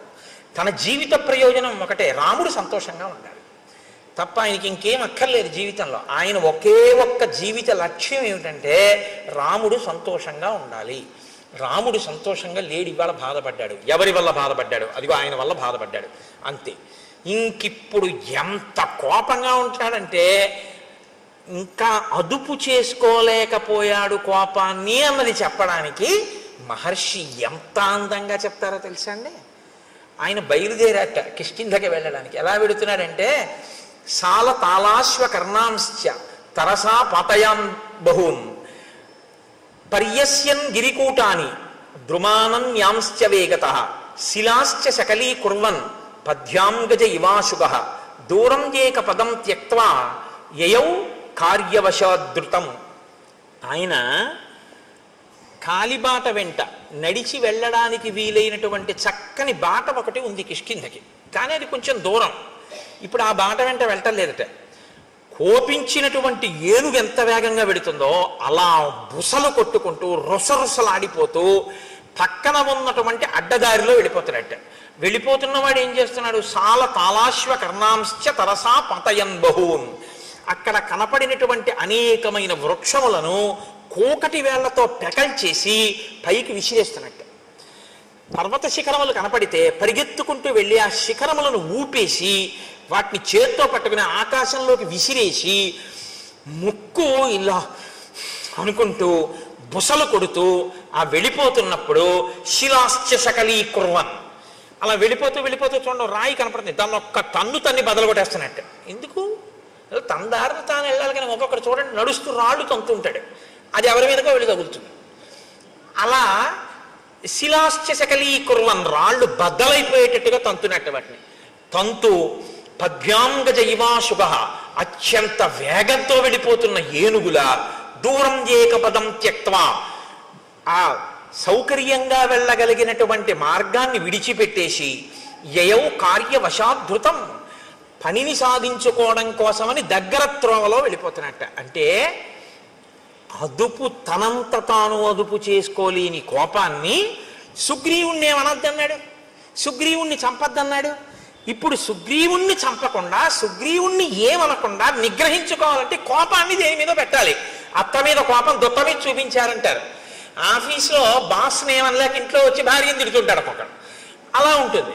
అందుకని చెప్పి ఇప్పుడు సుగ్రీవుణ్ణి ఏమనకూడదు కాబట్టి పాపం చెట్లు ఏం చేసాయి, వాటిని పీకేస్తున్నాడు. పర్వత శిఖరాలు ఏం చేసాయి, వాటిని పీకేసేసి ఆకాశంలోకి విసిరేస్తున్నాడు. రాళ్ళు ఏం చేసాయి, వాటిని బదలు కొట్టేస్తున్నాడు. అంటే కొంత కోపం తీరిపోతుందన్నమాట. అంటే ఇంకా తట్టుకోలేకుండా అన్నయ్య చెప్పిన మాటకి కట్టుబడాలి. మరి అన్నయ్య అందు భక్తి, అలా కట్టుబడాలంటే ఈ కోపం ఇంకోళ్ళ మీద చూపిస్తున్నాడు. అంటే కోపం పోయిందా, పోగొట్టుకునే ప్రయత్నంలో ఉన్నాడు ఇంకాను. కానీ తొందరగా వెళ్ళా సుగ్రీవుణ్ణి అడగాల, అన్నయ్యని ఏడిపిస్తాడా వీడు, ఇది బాధ, అందుకని అడ్డత్రోవలో వెళ్ళిపోతున్నాడు. అంటే లక్ష్మణ భక్తిని ఆవిష్కరిస్తుంది. ఇంకా లక్ష్మణుడికి జీవితంలో రాముడు సంతోషంగా ఉండడం కన్నా ఇంకొక అన్య ప్రయోజనం లేదు. దీనివల్ల మనకేమర్థమవుతోంది, రాముడు సంతోషంగా ఉంటే లక్ష్మణుడు సంతోషంగా ఉంటాడు. రాముడు ఏడిస్తే లక్ష్మణుడు ఎవడు ఏడిపించాడని అడుగుతాడు, ఏవాడు ఉండడం. అంతే కదా దాని అర్థం. అంతగా రామునితో మమేకమైపోయి రాముని యందు అంత భక్తి ప్రపత్తులు ఉన్నవాడు లక్ష్మణుడు. కాబట్టి ఇప్పుడు ఆయన గబగబా బయలుదేరి ఆ కిష్కింధా సామ్రాజ్యం దగ్గరికి వెళ్ళాడు. బుసలు కొడుతూ ఊగిపోతూ ధనస్సు పట్టుకుని బాణాలు పట్టుకుని వస్తున్నటువంటి ఆ లక్ష్మణమూర్తి యొక్క స్వరూపాన్ని, ఆ నగరాన్ని కాపు కాస్తున్నటువంటి కొన్ని వేల మంది వానర యోధులు చూశారు. చూసి వాళ్ళు అదేమిటి అంత వేగంగా వచ్చేస్తున్నాడని ఆయన్ని చూసి భయపడి అటు ఇటు చెల్లాచెదరైపోయారు. కొంతమంది ఎప్పుడు యుద్ధానికి వస్తున్నాడు అని ఒక మహానాదం చేశారు. కానీ తేజోమూర్తి అయిన లక్ష్మణుని యొక్క ఆ ముద్ధతికి తట్టుకోలేక వాళ్ళందరూ దూరంగా పరిగెత్తి పారిపోయారు. సుగ్రీవుడు మాత్రం లోపల అంతఃపురంలో తారతో రుమతో వానరకాంతలతో విశేషంగా మధుపానం చేసి హారములన్నీ చెదిరిపోయి కనుగుడ్లు తిరుగుడు పడుతుండగా ఆ కామోపభోగము యందు రమిస్తున్నటువంటి వాడై ఉన్నాడు. అందుకని పైన ఏం జరుగుతోందో గ్రహించగలిగినటువంటి మనసు ఆయనకి లేదు. ఆయన మనసుని ఆయనే అటువంటి నిద్రావస్థలోకి ఆయన కోరుకున్న దాని పట్ల ఉద్రేకం పొందేటట్టుగాను ఆయన దాన్ని తయారు చేసుకున్నాడు. ఈశ్వరుడు చక్కని మనస్సుని మీకు ఇచ్చి స్పందించగలిగిన శక్తితో కూడిన ఒక చక్కటి దాన్ని మీకు ఇచ్చాడు అనుకోండి, దాన్ని ఉత్ప్రేరకములతో మీకు కావలసిన రీతిలో ఉద్రేకపడేటట్టు మీరు తయారు చేసి స్పందించగలిగిన శక్తి దానికి చంపేస్తే ఈశ్వరుడిదా దోషం మందా? మనది. అక్కడ యజ్ఞవేది ఉందనుకోండి, ఒక యజ్ఞవేది వెలుగుతోంది, హవిస్సులు ఇస్తున్నారు, అందులోకి పట్టుకొచ్చి నేను సారా పోసాను అనుకోండి, ఇప్పుడు వేదికి ఇబ్బందా నాకు ఇబ్బందా? వేదికేమండి, ఆ వేదికేమవదు, అప్పటికి అపవిత్రం అవుతుంది, మళ్ళీ ఏదో ప్రాయశ్చిత్త కర్మ చేసి యజ్ఞం చేస్తారు. కానీ పోషిన నేను నాకిక నిష్కృతి ఏముంది? ఇక్కడ స్వయంగా పరమేశ్వరుడే కూర్చుని అగ్నిహోత్ర జ్వాలగా వెలుగుతున్నాడు. వెలిగి మనం వేసిన పదార్థాలన్నిటినీ ఆయన పచనం చేస్తున్నాడు. పచనం చేసి నెత్తుటిగా మార్చి దీంట్లోకి ప్రవహింపచేసి తెల్లవారేటప్పటికి పిప్పిని విసర్జించడానికి వీలుగా సిద్ధం చేస్తున్నాడు. నేను నిద్రపోతానేమో కానీ ఆయన నిద్రపోడు. అహం వైశ్వానరో భూత్వా ప్రాణినాం దేహమాశ్రిత ప్రాణాపాన సమాయుక్తం పచాన్యన్నం చతుర్విధం. ఆ అగ్నిహోత్రం వెలుగుతూనే ఉంటుంది. నేను నిద్రపోవచ్చు, ఆయన రాత్రి నేను తిని పడుకున్న దాన్ని లోపల యజ్ఞాగ్ని యందు పచనం చేసి దగ్ధం చేసి శక్తినిచ్చి పిప్పిని తెల్లవారేటప్పటికి సిద్ధం చేస్తాడు. అటువంటి అగ్నిహోత్రంలో మీరు పొయ్యకూడంది పోశారనుకోండి, ఇప్పుడు లోపల అగ్నిహోత్రానికి ఇబ్బందా, ఈశ్వరుడి ముఖం మీద పోసినందుకు నువ్వు పాపాన్ని మూటగట్టుకుంటున్నావా? ఆ తత్వాన్ని పరిశీలనం చెయ్యగలిగితే మీరు చెయ్యలేరు. బలహీనత నుంచి బయటపడడానికి ఒకే ఒక్క ఆధారం ఏమంటే అది ఎటువంటి అపచారమో మీరు గుర్తించడమే. అది అపచారమో అని మీరు గుర్తించగలిగితే, మీ మనసు పట్టుకోగలిగితే ఇక మీరు చేయలేరు. అదే మనసు తిరగబడుతుంది, వద్దు వద్దు తప్పిది, అలా ఎలా చేస్తావు అంటుంది. అలా ఎలా చేస్తావని అన్ననాడు మీరు ఇంక చేయలేరు. అలా ఎందుకు చేస్తావని ఎంతమంది చెప్పినా మీరు చేయకుండా ఉండలేరు. మీరు నా మాట పట్టుకున్నారో లేదో? మీరు పట్టుకున్నారని నేను అనుకుంటున్నాను. ఇంకా మళ్ళీ ఇన్ని మాటలు మళ్ళీ మళ్ళీ అక్కర్లేదు, ఎందుకంటే మీరు ప్రాజ్ఞులు కనుక. ఇప్పుడు ఆ లోపలికి వెళ్ళినటువంటి ఆ లక్ష్మణుడు అంగదుణ్ణి చూశాడు. అంతఃపురం బయట అంగదుడు ఉన్నాడు. అంగదుణ్ణి పిలిచన్నాడు, సోంగదం రోషతాం రాక్ష సందిదేశ మహాయశాః సుగ్రీవ కజ్జతాం వత్స మమాగమనమిచ్యుత ఏష రామానుజ ప్రాప్త త్వత్సకాశం అరిందమ భ్రాతుర్వ్యసన సంతప్తో ద్వారి తిష్టతి లక్ష్మణ తస్య వాక్యే యది రుచి క్రియతాం సాధు వానర ఇత్యుక్త్వా శీఘ్రమాగచ్చ వత్సవాక్యమరిందమ. నువ్వు లోపలికి వెళ్ళి నీ పినతండ్రి అయినటువంటి సుగ్రీవుడితో ఒక మాట చెప్పు. రామచంద్రమూర్తి శోకమును పొంది ఉన్నాడని, రామచంద్రమూర్తి మాటలు చెప్పడం కోసం ఆయన తమ్ముడైన లక్ష్మణమూర్తి వచ్చాడని, ద్వారం వద్ద ఎదురు చూస్తున్నాడని, నీతో వచ్చి మాట్లాడాలనుకుంటున్నాడని లోపలికి వెళ్ళి నీ పినతండ్రితో చెప్పి, నీ పినతండ్రి ఏమనుకుంటున్నాడో వచ్చి నాతో చెప్పు అని ఆయన అక్కడ నిలబడ్డాడు. ఈ అంగదుడు లోపలికి వెడుతున్నాడు. అది మంత్రులంటే, సచివులంటే అది, దూరదృష్టి అంటే అది.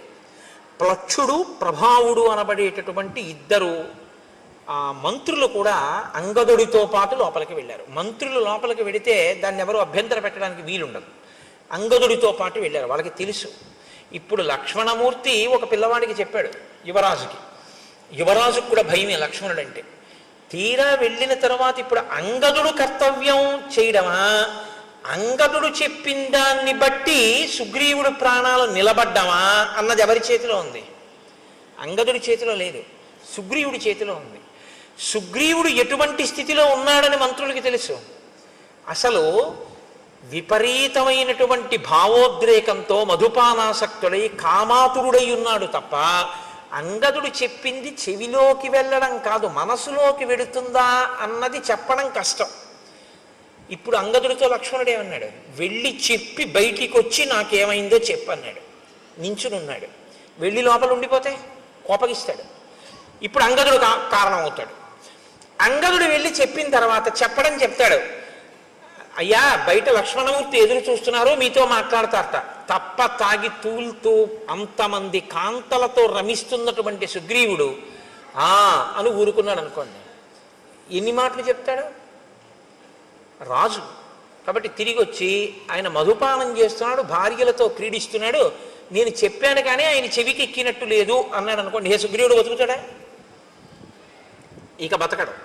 ఈ దోషానికేగా కాలం దాటిపోయింది. కాబట్టి ఇప్పుడు అంగదుడు వచ్చి చెప్పడం కాదు, అంగదుడు వచ్చి చెప్పే లోపల సుగ్రీవుడి ప్రాణములు నిలబడేటట్టుగా చెయ్యాలి ముందు. కాబట్టి వీళ్ళని వెళ్ళమన్నారా వెళ్ళమనలేదా కాదు, ప్రభు ప్రాణములను కాపాడడం అన్నది అంగదుడు వెళ్ళి రావడంలో ఉంది. కాబట్టి పిల్లాడి మీద వదిలేసి పెద్దవాళ్ళు కూర్చోవడం కాదు, చెప్పినా చెప్పకపోయినా తాము వెళ్ళాలి, వెళ్ళి ప్రభువుని రక్షించుకోవాలి. ఇప్పుడు ఇది ఒక క్లిష్ట పరిస్థితి వచ్చింది కాబట్టి అందుకుని వెళ్ళారు వాళ్ళిద్దరూ లోపలికి. అంటే మంత్రులు అన్న వాళ్ళ యొక్క నడవడి ఎలా ఉండేదో, ఎంత గొప్పగా ప్రవర్తించేవారో, ఎంత దూరదృష్టితో వాళ్ళు ఉండేవారో ఒక సంఘటనని చూస్తే శ్రీరామాయణాన్ని పరిశీలనం చేస్తున్నప్పుడు ఆశ్చర్యంగా ఉండదు. పెద్దరికము అన్న మాట యొక్క బాధ్యత, కర్తవ్యం ఏమిటో, పెద్దరికం ఉన్నవాడు విషయాన్ని మనసులో పెట్టుకుని అది పగలకుండా ఎలా రక్షించాలో, ఎంత జాగ్రత్తగా తాను ప్రవర్తించవలసి ఉంటుందో.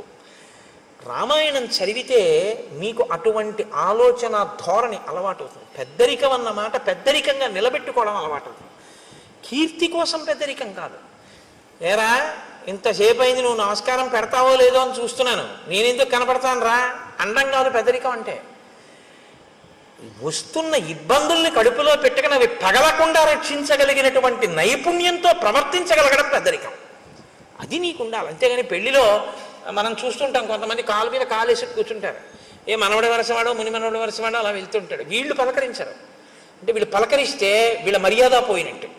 పాపం ఆ పిల్లాడు ఏదో అటు ఇటు తిరిగి అందరినీ పలకరించి ఒక గంట పైకి మీ తాతగారు అదిగోరా అంటారు. వచ్చి తాతయ్య నేను ఇదిగో ఇప్పుడే వచ్చాను తాతయ్య బాగున్నావా అంటాడు. చూస్తున్నాను రా 11ంటికి వచ్చావు 1 గంట అయింది తాతయ్య ఇప్పుడు కనపడ్డాడు నీకంటాడు. నువ్వు చూసావుగా నువ్వెందుకు వెళ్ళి పలకరించావు? కాల్సనా నీ పెద్దరికం? మనవణ్ణి చూసి నువ్వు వెళ్ళి పలకరించలేవు? ఏమిటి నీ పెద్దరికం? నీకు నమస్కారం చేయాలని నువ్వు అనుకుంటే రోడ్డు పక్క పెరిగిన చింత చెట్టుకి నమస్కారం చేయాలి. నీకన్నా ముందు పుట్టింది అది. వయస్సు వల్ల కాదు పరిణితి, జ్ఞానము వలన పరిణితి, నీ ప్రవర్తన వలన పరిణితి. అన్ని వేళలా వయస్సుతో పెద్దరికాన్ని గౌరవించడం కూడా చాలా కష్టంగా ఉంటుంది. ఆ పరిణితిని సంతరించుకోకపోతే ఆ పెద్దరికాన్ని భరించడం కష్టం. కాబట్టి పెద్దరికం వయస్సుతో పాటు అనుభవాన్ని పెంచుకోవాలంటే ఒక్కటే రామాయణం చదువుకోవడమే. రామాయణం బాగా చదువుకుంటే ఇలా ఉండాలన్నమాట అని బాగా అర్థమవుతుంది. ఎక్కడ ఏ పరిస్థితి ఉందో అక్కడ తాను చొరవ తీసుకుని వెళ్ళి నాన్న ఇలా కాదు ఇలా చెయ్యి అని చక్కగా చెప్పి కార్యం బాగా జరిగేటట్టు చేసి నా పెద్దరికం నిలబడింది చక్కగా చేయించేశాను కదా అని పొగట్ట కోసం ఆశించకుండా నువ్వు వెళ్ళిపోతావు అంతే సంతోషంగా. అది పెద్దరికం అన్న మాటకు అర్థం. తప్ప నాకేమిస్తారు దీనివల్ల, నాకేమొస్తుంది ప్రయోజనం దీనివల్ల, ఇక్కడ నా పెద్దరికం గుర్తించారా లేదా? కొంతమంది చూడండి చాలా ఆశ్చర్యంగా ఉంటుంది. బ్రహ్మస్థానంలో ఒక ఆయన కూర్చుంటారు, ఆయనకి తెలియదండి వైదిక మార్గం, ఆయన చేయిస్తాడు. కాదు, ఆవిడ ప్రత్యేకం ఓ చిన్న చాప ఒకేసుక అక్కడ కూర్చుంటుంది. కూర్చుని మా ఇంట్లో అది అలవాట్లేదు అది వద్దంటుంది. అదేమిటమ్మా వేదప్రోక్తం అమ్మా ఇది చెయ్యాలి, మాకు అలవాట్లేదు వీల్లేదంటుంది. ఏం తెలుసు? ఏం తెలియదు. ఏం తెలియకపోయినా ఎందుకు అలా అంటాం అంటే పెద్దరికం. అలా చేయిస్తే తన పెద్దరికం నిలబడిందని ఓ సంతోషం. ఇప్పుడు అది ఇచ్చేది కొంచెం అలా కుదరదులేమ్మా నువ్వు ఊరుకో అమ్మా చేయని అన్నారు అనుకోండి, ఇంకా నేను ఎందుకని పెట్టేసరి తీసుకుంటుంది ఆవిడ. అదేమిటి పెళ్ళింట్లో నేను అలా చెయ్యొచ్చా, ఇదేమి పెద్దరికం అని ఉండదు. మీరు జాగ్రత్తగా గమనించండి, నేను ఎవరి మీద ఆక్రోశంతో మాట్లాడటం లేదు. పెద్దరికం అన్నది దేనికి పనికి రావాలంటే తనకన్నా వెనక పుట్టిన వాళ్ళ సంతోషానికి పనికి రావాలి. తనకన్నా వెనక పుట్టిన వాళ్ళందరినీ ఏడిపించడానికి పనికి వచ్చిన పెద్దరికం కాల్చనా దేనికండి? అది అలా ఉండకూడదు, తప్పది. నేను రామాయణం చెప్తూ అలాగే చెప్పగలను, ఇంకోలా చెప్పడం నా చేత కాదు. ఒకవేళ నేను చెప్పింది అంత బాగుండకపోతే నేను నన్ను క్షమించాను. కాబట్టి ఇప్పుడు అంగదుడు లోపలికి వెళ్ళాడు, ఆయనతో పాటు మంత్రులు కూడా వెళ్ళారు. ఇప్పుడు వెళ్ళినటువంటి అంగదుడు సుగ్రీవుని యొక్క కాళ్ళకి నమస్కారం చేశాడు, తారకాళ్ళకి నమస్కారం చేశాడు, రుమకాళ్ళకి నమస్కారం చేశాడు. అంటే ఇద్దరు భార్యలతోటి శయనాగారంలో బాగా మధువు సేవించి తానుండడం కాదు, ఆయన భార్యలు కూడా సేవించి ఉన్నారు, ఆ స్థితిలో ఉన్నారు. అటువంటి చోట ఒక కొడుకు వెళ్ళి నమస్కారం పెట్టి మాట్లాడడానికే చాలా ఇబ్బందిగా ఉంటుంది. మీరు ఆలోచించండి. నేను ఒక్క మాట చెప్తా, అంతకన్నా దాటి చెప్పడం నా సంస్కారానికి కూడా ఇష్టం ఉండదు. వాళ్ళు తల్లులు, ఆయన తండ్రి, వాళ్ళు అలా ఉండగా ఓ కొడుకు వెళ్ళి నమస్కారం చేయడం అన్నది ఆయనకి ఎంత బాధగా ఉంటుంది మీరు ఆలోచించండి. ఇంకొకప్పుడు ఇలా ఉండకుండా ఉంటాడు, వెళ్ళి చెప్తాను మా నాన్నగారికి అనడానికి అలా ఉండకుండా తండ్రి ఉంటాడన్న నమ్మకం లేని స్థితిలోకి వెళ్ళిపోయి ఉన్నాడు ఆయన. కాబట్టి ఇప్పుడు లక్ష్మణుడికి చెప్పుకోలేడు అంగదుడు. ఇది చిన్నపిల్లల్ని ఇబ్బంది పెట్టే పెద్దరికంగా మారడం అంటే. కాబట్టి ఇప్పుడు పాపం అలాగే వెళ్ళి నమస్కారం చేశాడు. నమస్కారం చేసి అంజలి ఘటించి చెప్పాడు. లక్ష్మణమూర్తి కోపంగా ఉన్నారు, రాముడు శోకంతో ఉన్నట్ట, ఆయన చెప్పమన్నది చెప్పడానికి వచ్చాడు, ఎదురు చూస్తున్నాడు, నిన్ను కలుస్తానంటున్నాడు, నన్ను వచ్చి ఏ మాట చెప్పమన్నాడు, కాబట్టి నేను ఏం చెప్పను అని అడిగాడు. ఈయన చెప్పిన మాట ఆయన మనసులోకి వెళ్ళలేదు, ఆయన తలకెక్కలేదు. ఎందుకు ఎక్కలేదంటే ఆయన మనసు ఇక్కడ లేదు, ఇంకొక దాని యందు అనురక్తమై ఉంది. కాబట్టి ఇప్పుడు ఆయన వినే స్థితిలో లేడు. ఇప్పుడు కాసేపు మీరు ఆ పనులు ఆప్ చేసి ఇది వినండి అనే స్థితిలో కొడుకు లేడు. చూడండి ఆ వ్యసనము హనుమ చెప్పింది ఇదే కదా, వచ్చేసిందా లేదా పరిస్థితి? చూస్తుండగా వచ్చేసింది అంతే. ప్రాణ సంకటంలోకి వెళ్ళిపోయాడు సుగ్రీవుడు. ఇప్పుడు ఈశ్వరానుగ్రహం పనిచేసింది. కేవలం మిత్రుడు చంపకూడదు అనుకున్న రాముని యొక్క అనుగ్రహమే బహుశా సుగ్రీవుణ్ణి కాపాడింది. లక్ష్మణుని యొక్క కోపంతో లక్ష్మణుడు దగ్గరికి వచ్చి అంగదుడు మాట చెప్పిన తరువాత లోపలికి వెడదామని ముందుకు నడిచొస్తున్నటువంటి లక్ష్మణుణ్ణి చూసి భయపడిపోయినటువంటి కొన్ని వేల వానరములు ఏకకాలంలో ఒక పెద్ద నాదం చేశాయి. లోపలికి వెళ్ళిపోతున్నాడు, ఇంత కోపంగా ఉన్నాడు, అంగదుడు పైకి రాలేదు, ప్రభువు మత్తిల్లి ఉన్నాడు, ఏమవుతుందో అని వాళ్ళు ఒక పెద్ద నాదం చేశారు అందరూ. ఇన్ని వేల వానరములు ఒక్కసారి నాదం చేస్తే సుగ్రీవుడు ఉలిక్కి పడ్డాడు. అంటే ఆయన ఎంత తాగి ఉన్నాడో, ఎంత మత్తులో ఉన్నాడో మీరు ఆలోచించారు. ఇప్పుడు ఆయన ఉలిక్కి పడి సచివుల్ని పిలిచాడు. అందుకొచ్చారు ఆ ప్లక్షుడు ప్రభావుడు. వెంటనే మంత్రుల దగ్గరికి వచ్చారు. అన్నాడు, ఎందుకు అలా అరుస్తున్నారు వానరులు అని అడిగాడు. అప్పుడు వాళ్ళు చెప్పారు, ఎందుకు అరుస్తున్నారు ఏమిటి? లక్ష్మణమూర్తి వచ్చాడు, రాముడు కోపంగా ఉన్నాడు, రాముడు శోకిస్తున్నాడు, సందేశం పట్టుకొచ్చాడు, నీతో మాట్లాడతాట, నీ దగ్గరికి వస్తాట, ఏం చెప్పమంటావు అని అడిగాడు. అడిగితే ఇప్పుడు అన్నాడు, సర్వదా సుకరం మిత్రం దుష్కరం పరిపాలనం అనిత్యత్వాక్ష చిత్తానాం ప్రీతిరల్పేపి భిద్యతే. నేను రాముని పట్ల ఏ అపచారము చేయలేదు, రాముడి పట్ల ఒక్క మాట తప్పుగా మాట్లాడలేదు. బహుశా రాముడితో నా స్నేహాన్ని చెడగొట్టడానికి నేనంటే కిట్టని వాళ్ళు ఎవరో నేను సుఖపడ్డం ఇష్టం లేక రామలక్ష్మణులకి నా మీద ఏవో చాడీలు చెప్పి ఉంటారు. చెప్పినా రామలక్ష్మణులు నమ్మకూడదే, ఇంత ఆగ్రహం ఎందుకు వచ్చింది అని ఇప్పుడు పెద్దల మాటలు జ్ఞాపకానికి వచ్చాయి. ఇప్పుడు అన్నాడు, సర్వదా సుకరం మిత్రం దుష్కరం పరిపాలనం. స్నేహం చెయ్యడం మొదలు పెట్టడం తేలిక, స్నేహాన్ని నిలుపుకోవడం చాలా కష్టం అన్నాడు. అంత పెద్ద మాట చూడండి. ఈ ఏడాది మీకు ఒకళ్ళని పరిచయం చేస్తాడు. పరిచయం చేసి, ఈయన నాకు ఆప్తమిత్రుడండి, ఈయన నాకు కుడి చెయ్యి అంటాడు. ఓ 2 ఏళ్ళు పోయాక ఆయన మళ్ళీ వస్తాడు. ఏమంటే మీ పక్కన ఆయన ఉండేవారు కదా, ఆయన మీ కుడి చెయ్యి అనేవారు కదా, ఆయన ఏది అంటాడు. అప్పుడు తెలుసుకోలేకపోయానంటే వాడు దుర్మార్గుడు, వాడిని వదిలేశానంటాడు. ఇప్పుడు వచ్చిన ఆయన ఏమనుకుంటాడు, ఒరే కుడి చెయ్యి అనేవాడు అంత గొప్పగా చెప్పేవాడు ఈడరా, ఇప్పుడు మళ్ళీ 2 ఏళ్ళు పోయాక వచ్చేటప్పటికీ అబ్బాయి వాడు ద్రోహం అంటున్నాడు ఏమిటి అనుకుంటాడా అనుకోడా? తనంత తాను విడిచిపెట్టేయవలసినంత స్థితిని అవతలవాడు కల్పించుకుంటే తప్ప, మీరందుకే స్నేహం మొదలుపెట్టేయడం చాలా తేలిక, స్నేహాన్ని నిలబెట్టుకోవడం చాలా చాలా కష్టం. ఇప్పుడు అంటున్నాడు ఆ మాట, రాముడితో స్నేహం మొదలుపెట్టడం తేలికైంది, ఇప్పుడు ఆ స్నేహాన్ని నిలబెట్టుకోవడం కష్టం అవుతోంది. ఎందుకో తెలుసా? అనిత్యత్వాక్ష చిత్తానాం. మనసు ఉంది చూశారు, ఇది ఒకలా ఉండదు, ఒక్కొక్కప్పుడు ఒక్కొక్కలా ఉంటుంది. అప్పుడు మాట ఇచ్చాను, ఇప్పుడేమో ఇలా ఉన్నాను. చూశారు ఎంత ప్రమాదం వచ్చిందో? ప్రీతి రల్పేపి భిద్యతే. చిన్న విషయానికి ఒక్కొక్కసారి చాలా ప్రమాదాలు వచ్చేస్తాయి. కాబట్టి స్నేహాన్ని నిలబెట్టుకోవడంలో ఇబ్బంది వచ్చింది అన్నాడు. అని ఇప్పుడు రాముడు చేసినటువంటి మేలు ఏదైతే ఉందో దానిని మాత్రము నేను ఎన్నడూ మరువను. అంతటి మహానుభావుడు రామచంద్రమూర్తి నాకంత ఉపకారం చేశాడు. ఆయనకి నేను ఏ చిన్న ప్రత్యుపకారము చేయలేకపోతున్నానో అని బాధపడుతున్నాను. వాలిని వధించి నాకు రాజ్యం ఇచ్చాడు. ఇవాళ నేను అనుభవించే సుఖాలన్నీ కూడా రాముడు పెట్టిన భిక్ష. అటువంటి రాముడికి నేను ఉపకారం తొందరగా చేయకపోవడం పొరపాటే. అంటే హనుమ అన్నారు సుగ్రీవుడితో, సర్వదా ప్రణయాత్ క్రుద్ధో రాఘవో నత్ర సంశయ భ్రాతరం సంప్రహితవాన్ లక్ష్మణం లక్ష్మీవర్ధనం. సుగ్రీవ, ఇంకా నీకు బాగా బోధపడలేదు. కోపము 2 రకాలుగా ఉంటుంది. ఒకటి ప్రతీకారేచ్ఛతో ఉన్న కోపము ఒకటి, అవతలవాడు పాడైపోతున్నాడని ప్రేమతో కోపం తెచ్చిపెట్టుకుని సంస్కరించాలని ప్రయత్నించడం ఒకటి. రాముడిది ప్రతీకారేచ్ఛతో కూడుకున్నటువంటి కోపం కాదు, ప్రతీకారేచ్ఛతో కూడుకున్నదైతే ఇంకోలా ఉంటుంది. ఇది ప్రణయాత్ క్రుద్ధో, ప్రేమతో కూడిన కోపం. ప్రేమతో కూడిన కోపాన్ని ప్రేమతోటే అర్థం చేసుకోవాలి తప్ప ప్రేమతో కూడిన కోపాన్ని ఇంకొకలా అర్థం చేసుకోకూడదు. కాబట్టి రాముడికి నీ మీద ఎంత ప్రేమ ఉందో అర్థం చేసుకో. ఆయనంత కోపంగా మాట్లాడినా ఇప్పుడు లక్ష్మణుడు వచ్చేదో చాలా కోపంగా ఉన్నాడని మాట్లాడతాడు. నువ్వేం చేయాలో తెలుసా? ఎంత ప్రేమ లేకపోతే నా మీద ఒక బాణం వెయ్యగలిగిన వాడు వెయ్యకుండా ఇలా కబురు చేశాడు అని అంజలి ఘటించి వినాలి తప్ప నువ్వు నన్ను ఇలా అంటాడా అనకూడదు. ఆ ప్రేమ నిన్ను ఉద్ధరించడానికేనయా కోపం. ఈ శ్లోకం కానివ్వండి ఇవాళ సమాజంలో సరిగ్గా జీర్ణమైతే చాలామంది మధ్య విభేదాలు, చాలామంది మధ్య దెబ్బలాటలు, చాలా చాలా ఆత్మహత్యలు ఆగిపోతాయి. అమ్మ దెబ్బలాడితే ఆత్మహత్య ఏమిటండి? నాన్నగారు దెబ్బలాడితే ఆత్మహత్య ఏంటి? భర్త దెబ్బలాడితే ఆత్మహత్య ఏంటి? భార్య పుట్టింటికి వెళ్ళి రావడం ఆలస్యం అయితే భర్త ఆత్మహత్య చేసుకోవడం ఏంటి? అంటే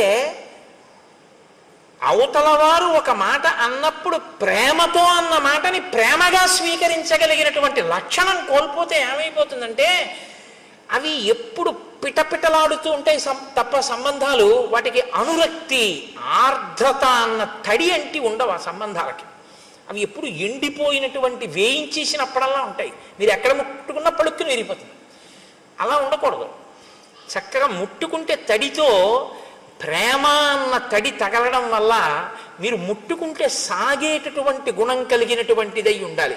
మీరు ఎంత దాన్ని స్వీకరిస్తే అంత మధురిమ దాంట్లోంచి రావాలి. మీరు ఒక ద్రాక్ష పండుని మంచి ఎండాకాలంలో ఫ్రిడ్జ్లోంచి ద్రాక్ష పళ్ళ గుత్తు ఒకటి తీసి తొక్క కూడా తీయవలసిన అవసరం లేకుండా ఉన్నటువంటి పండు కదా, దాన్ని తీసి ఇలా నోట్లో వేసుకుని పెదవుల మధ్య పెట్టి నొక్కండి, పళ్ళ మధ్య పెట్టి నొక్కండి, బుగ్గ కింద పెట్టి నొక్కండి, ఇలా పెట్టి వేళ్లతో నొక్కుకోండి. అది తీయటి చల్లటి రసాన్ని చిమ్ముతుంది మీ మీద. కొన్ని కొన్ని అనుబంధాలు అలా ఉండాలి. వాటిని అలా అర్థం చేసుకోవాలి. ఒక్కొక్కసారి దెబ్బలాడారు అనుకోండి, ఓ ఎందుకు దెబ్బలాడి ఉంటారు, ఎంత ప్రేమైకమూర్తి నా ఎందు ఇలా అన్నారంటే ఆయనకి ఎంత ఆర్తితో అంటున్నారో అన్న విషయాన్ని అర్థం చేశాను. ఒక్కొక్కసారి ఆవిడ ఉంటుంది కోపంతో, ఆవిడ కోపంతో అంటే ఓ నా ఎందు ఎంత ప్రేమ కలిగింది, ఎంత పిచ్చిది నేనంటే, ఆ ప్రేమలో అంటుంది అని దాన్ని మీరు ప్రేమగా స్వీకరించాలి. అంతేకాని నన్ను అంత మాట అంటుందా. 1947లో పెళ్ళైన కొత్తల్లో ఇలాగే 57, 67, 77 దిక్కుమాలవన్నీ గుర్తు తెచ్చుకొని అక్కడి నుంచి ఇంకా వారం రోజులు మాటలు మానేసి కంచాలు విసిరేసి నానా అల్లరి చేసేసుకుని ఇల్లు యమలోకం కింద చేసుకుని ఆ తర్వాత ప్రారంధం ఎవరు అనుభవించాలి, వీళ్ళిద్దరే అనుభవించాలి. ఎందుకంత కోపం? ప్రణయాత్కృత. ఆ ప్రేమతో కూడినటువంటి కోపాన్ని ప్రేమతో కూడిన కోపంగానే అర్థం చేసుకోవయ్యా. హనుమ మాట్లాడితే అలా ఉంటాయండి. అమ్మో ఏమి మాటలండి మహానుభావుడివి. కాబట్టి ఆర్తస్య కృతదారస్య పరుషం పురుషాంతరాత్ వచనం మర్షణీయంతే రాఘవస్య మహాత్మనః.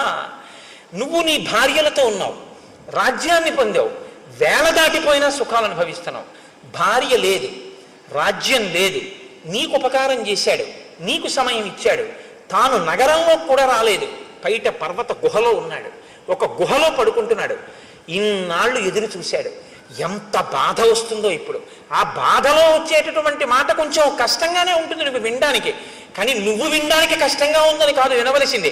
అవతల వాడి కష్టం ఎంత ఉంటే ఆ మాట వచ్చిందో నువ్వు గమనించాలి. కాబట్టి ఇలా కోణంలో విని ఇప్పుడు లక్ష్మణుడు చెప్పేది తప్ప నువ్వు బాగా తప్ప తాగి ఉన్నావు కాబట్టి రాముడు నన్ను ఇలా అంటాడా అని వినవద్దు సుమా. ఎంత సిద్ధం చేస్తున్నారో చూడండి. ఇది హనుమంటే మహానుభావుడండి ఆయన. అందుకే ఆయన పేరు చెప్తే చాలు మనిషి చక్కటి స్థితిని పొందుతాడు. కృతాపరాధస్య హితే నాణ్యత్ పశ్యామ్యహం క్షమం అంతరేణాంజలిం బద్ధ్వా లక్ష్మణస్య ప్రసాదనాత్. ఓ కిష్కింధకాండ కిష్కింధకాండే. ఏమి హరిప్రసాద్ గారు చెప్దామా? చూద్దాం అదో సంతోషం. కాబట్టి ఇప్పుడు నువ్వు ఒకవేళ లక్ష్మణుడు వచ్చి క్రుద్ధుడై మాట్లాడినా అంజలి ఘటించి విను తప్ప ఇంకొకలా మాత్రం దాన్ని అర్థం చేసుకుని కోపగించవద్దు అన్న తరువాత ఆ లక్ష్మణుడు అక్కడ నిలబడి ఉన్నాడు. నిలబడి ఉండగా కూజితం నూపురాణంచ కాంచీనాం నిదనదం తథా సన్నిశమ్య తత శ్రీమాన్ సౌమిత్రిర్లజ్జితో భవత్ రోషవేగ ప్రకుపిత శ్రుత్వా చాభరణస్వనం చకారజ్యాస్వనం వీరో దిశ శబ్దేన పూరయన్ చారిత్రేణ మహాబాహు అపకృష్ట సలక్ష్మణ తాసానేకాంతమాశ్రిత్య రామశోక సమన్విత. ఆయన అక్కడ నిలబడి ఉండగా లక్ష్మణమూర్తి లోపల స్త్రీల ఆభరణములు అంటే వాళ్ళు పెట్టుకున్నటువంటి వడ్డానములు, పెట్టుకున్నటువంటి కంకణముల యొక్క ధ్వనులు వినపడ్డాయి.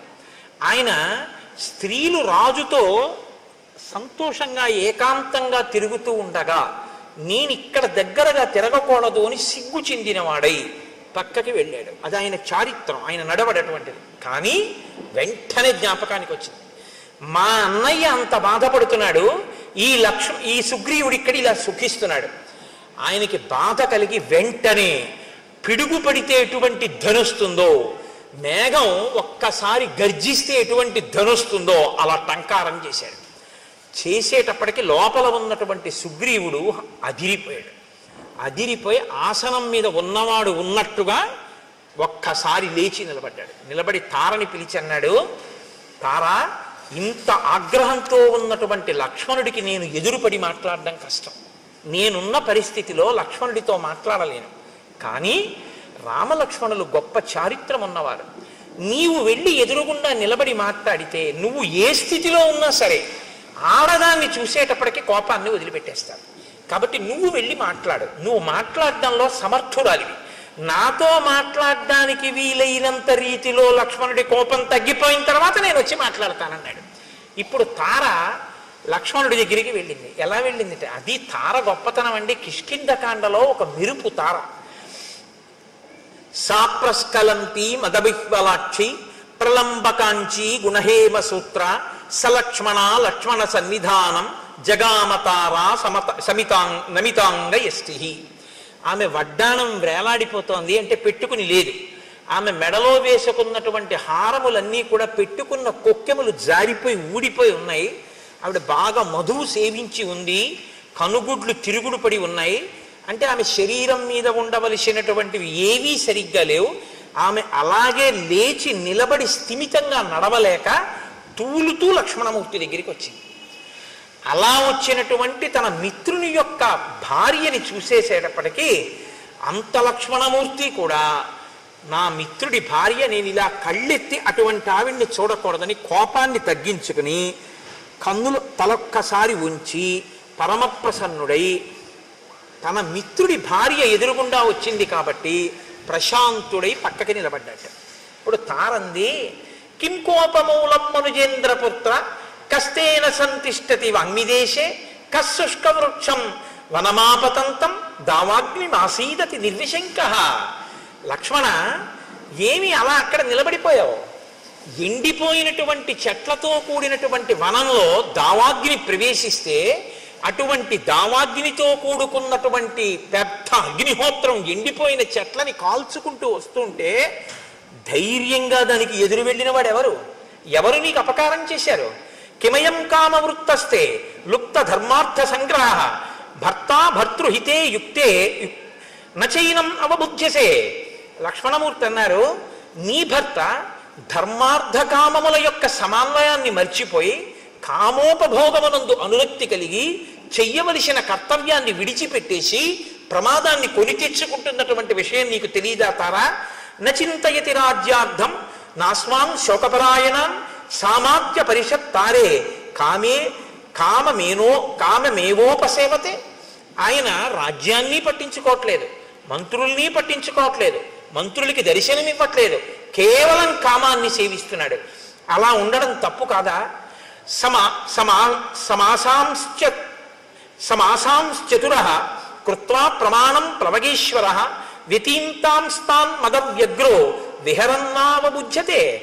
ఆయన ప్రత్యుపకారం చేస్తాను అని రామచంద్రమూర్తికి మాట ఇచ్చి రాముడి వలన ఉపకారం పొంది సమాసాం చతుర 4 నెలలు అయిపోయినా కుత్వా ప్రమాణం ప్లవగేశ్వర చేసినటువంటి మాట మరిచిపోయి వ్యతీతాంస్తాన్ మదవ్యగ్రో మదం చేత తాను చెప్పినటువంటి మాట తప్పిపోయి ఇలా తిరుగుతుండడం తప్పు కాదా అంటే తారంది, నకోపకాల క్షితిపాలపుత్ర నచాతి కోప స్వజనీ విధేయ తదర్థకామస్య జనస్య తస్య ప్రమాదమప్యర్కసి వీరసోఢుం. నాయనా లక్ష్మణ, నువ్వు కోపించవలసినటువంటి సమయం ఇది కాదు. 2, నీ వారి యందు నువ్వు కోపం పెట్టుకోవచ్చా? నీ స్వజనుడయా సుగ్రీవుడు, తప్పు చేస్తే నువ్వు దిద్దాలి, అంతేకాని నువ్వు ఆయన మీద కోపం పెట్టుకోవడం ఏమిటి? కాబట్టి నువ్వు ఈ కోపాన్ని వెంటనే విడిచిపెట్టేటటువంటి ప్రయత్నం చెయ్యి. పైగా సుగ్రీవుడు కామాన్ని అనుభవిస్తూనే నీ కార్యాన్ని సాధించడానికి కావలసినటువంటి ప్రయత్నం చేస్తున్నాడు. సైన్యాన్ని పిలిపించడానికి నీలుడికి ఆదేశం ఇచ్చి ఉన్నాడు. ఈ మాట చెప్పారు కాబట్టి లక్ష్మణమూర్తి ఆగారు. హనుమ ఆనాడు వచ్చి ఎంత రక్షించారో చూడండి. కాబట్టి అధిక గుణములు కలిగినటువంటి వాడు ఎప్పుడూ కూడా తక్కువ గుణములు కలిగినటువంటి వాణ్ణి క్షమించగలిగినటువంటి వాడై ఉండాలి. అంతేగాని అధిక గుణములు కలిగినటువంటి వాడు నీచమైన గుణములున్న వాడి పట్ల క్రోధంతో ఉంటే దానివల్ల ఉపకారం ఏముంటుంది? కాబట్టి నీ కోపాన్ని నిగ్రహించుకో. జానామి రోషం హరివీరబంధో జానామి కార్యస్య చ కాలసంగం జానామి కార్యం తయ్యత్కృతం నః తచ్చాపి జానామి యదత్ర కార్యం. చేసినటువంటి పని ఏమిటో నాకు తెలుసు, చెయ్యనటువంటి పని ఏమిటో నాకు తెలుసు, వేళ మించిపోయిందని నాకు తెలుసు, ఇప్పుడు చెయ్యవలసినటువంటి మహోపకారం ఏమిటో కూడా నాకు తెలుసు.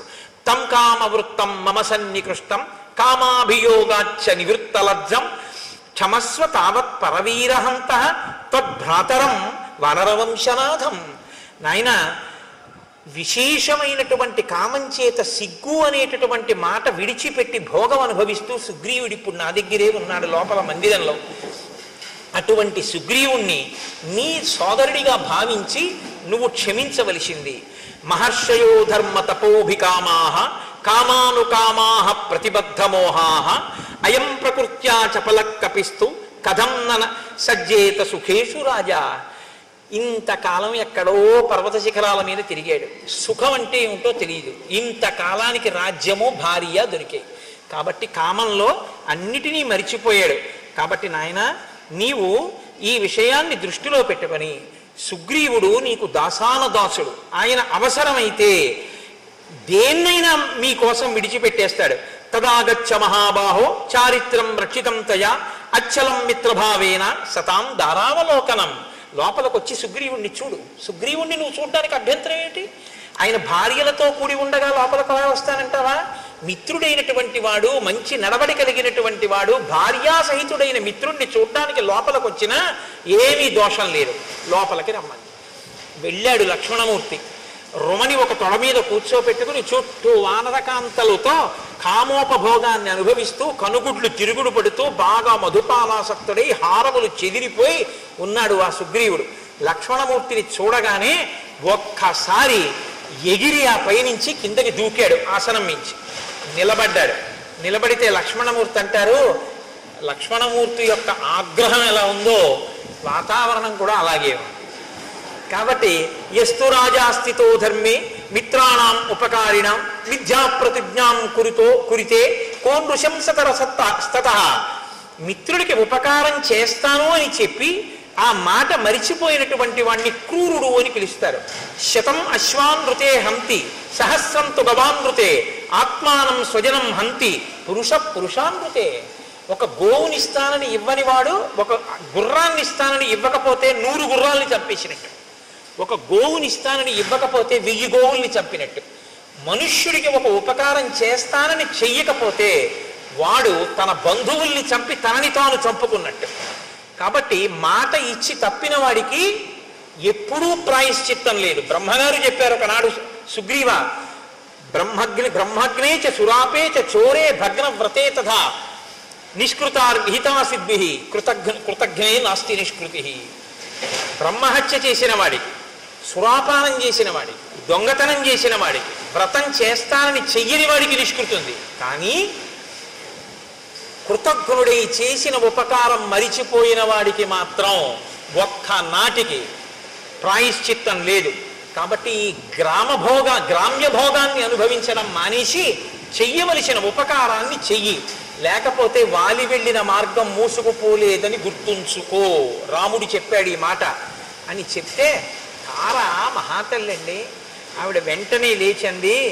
నాయన, నువ్వంత కోపంగా మాట్లాడకూడదు. ఎందుకో తెలుసా?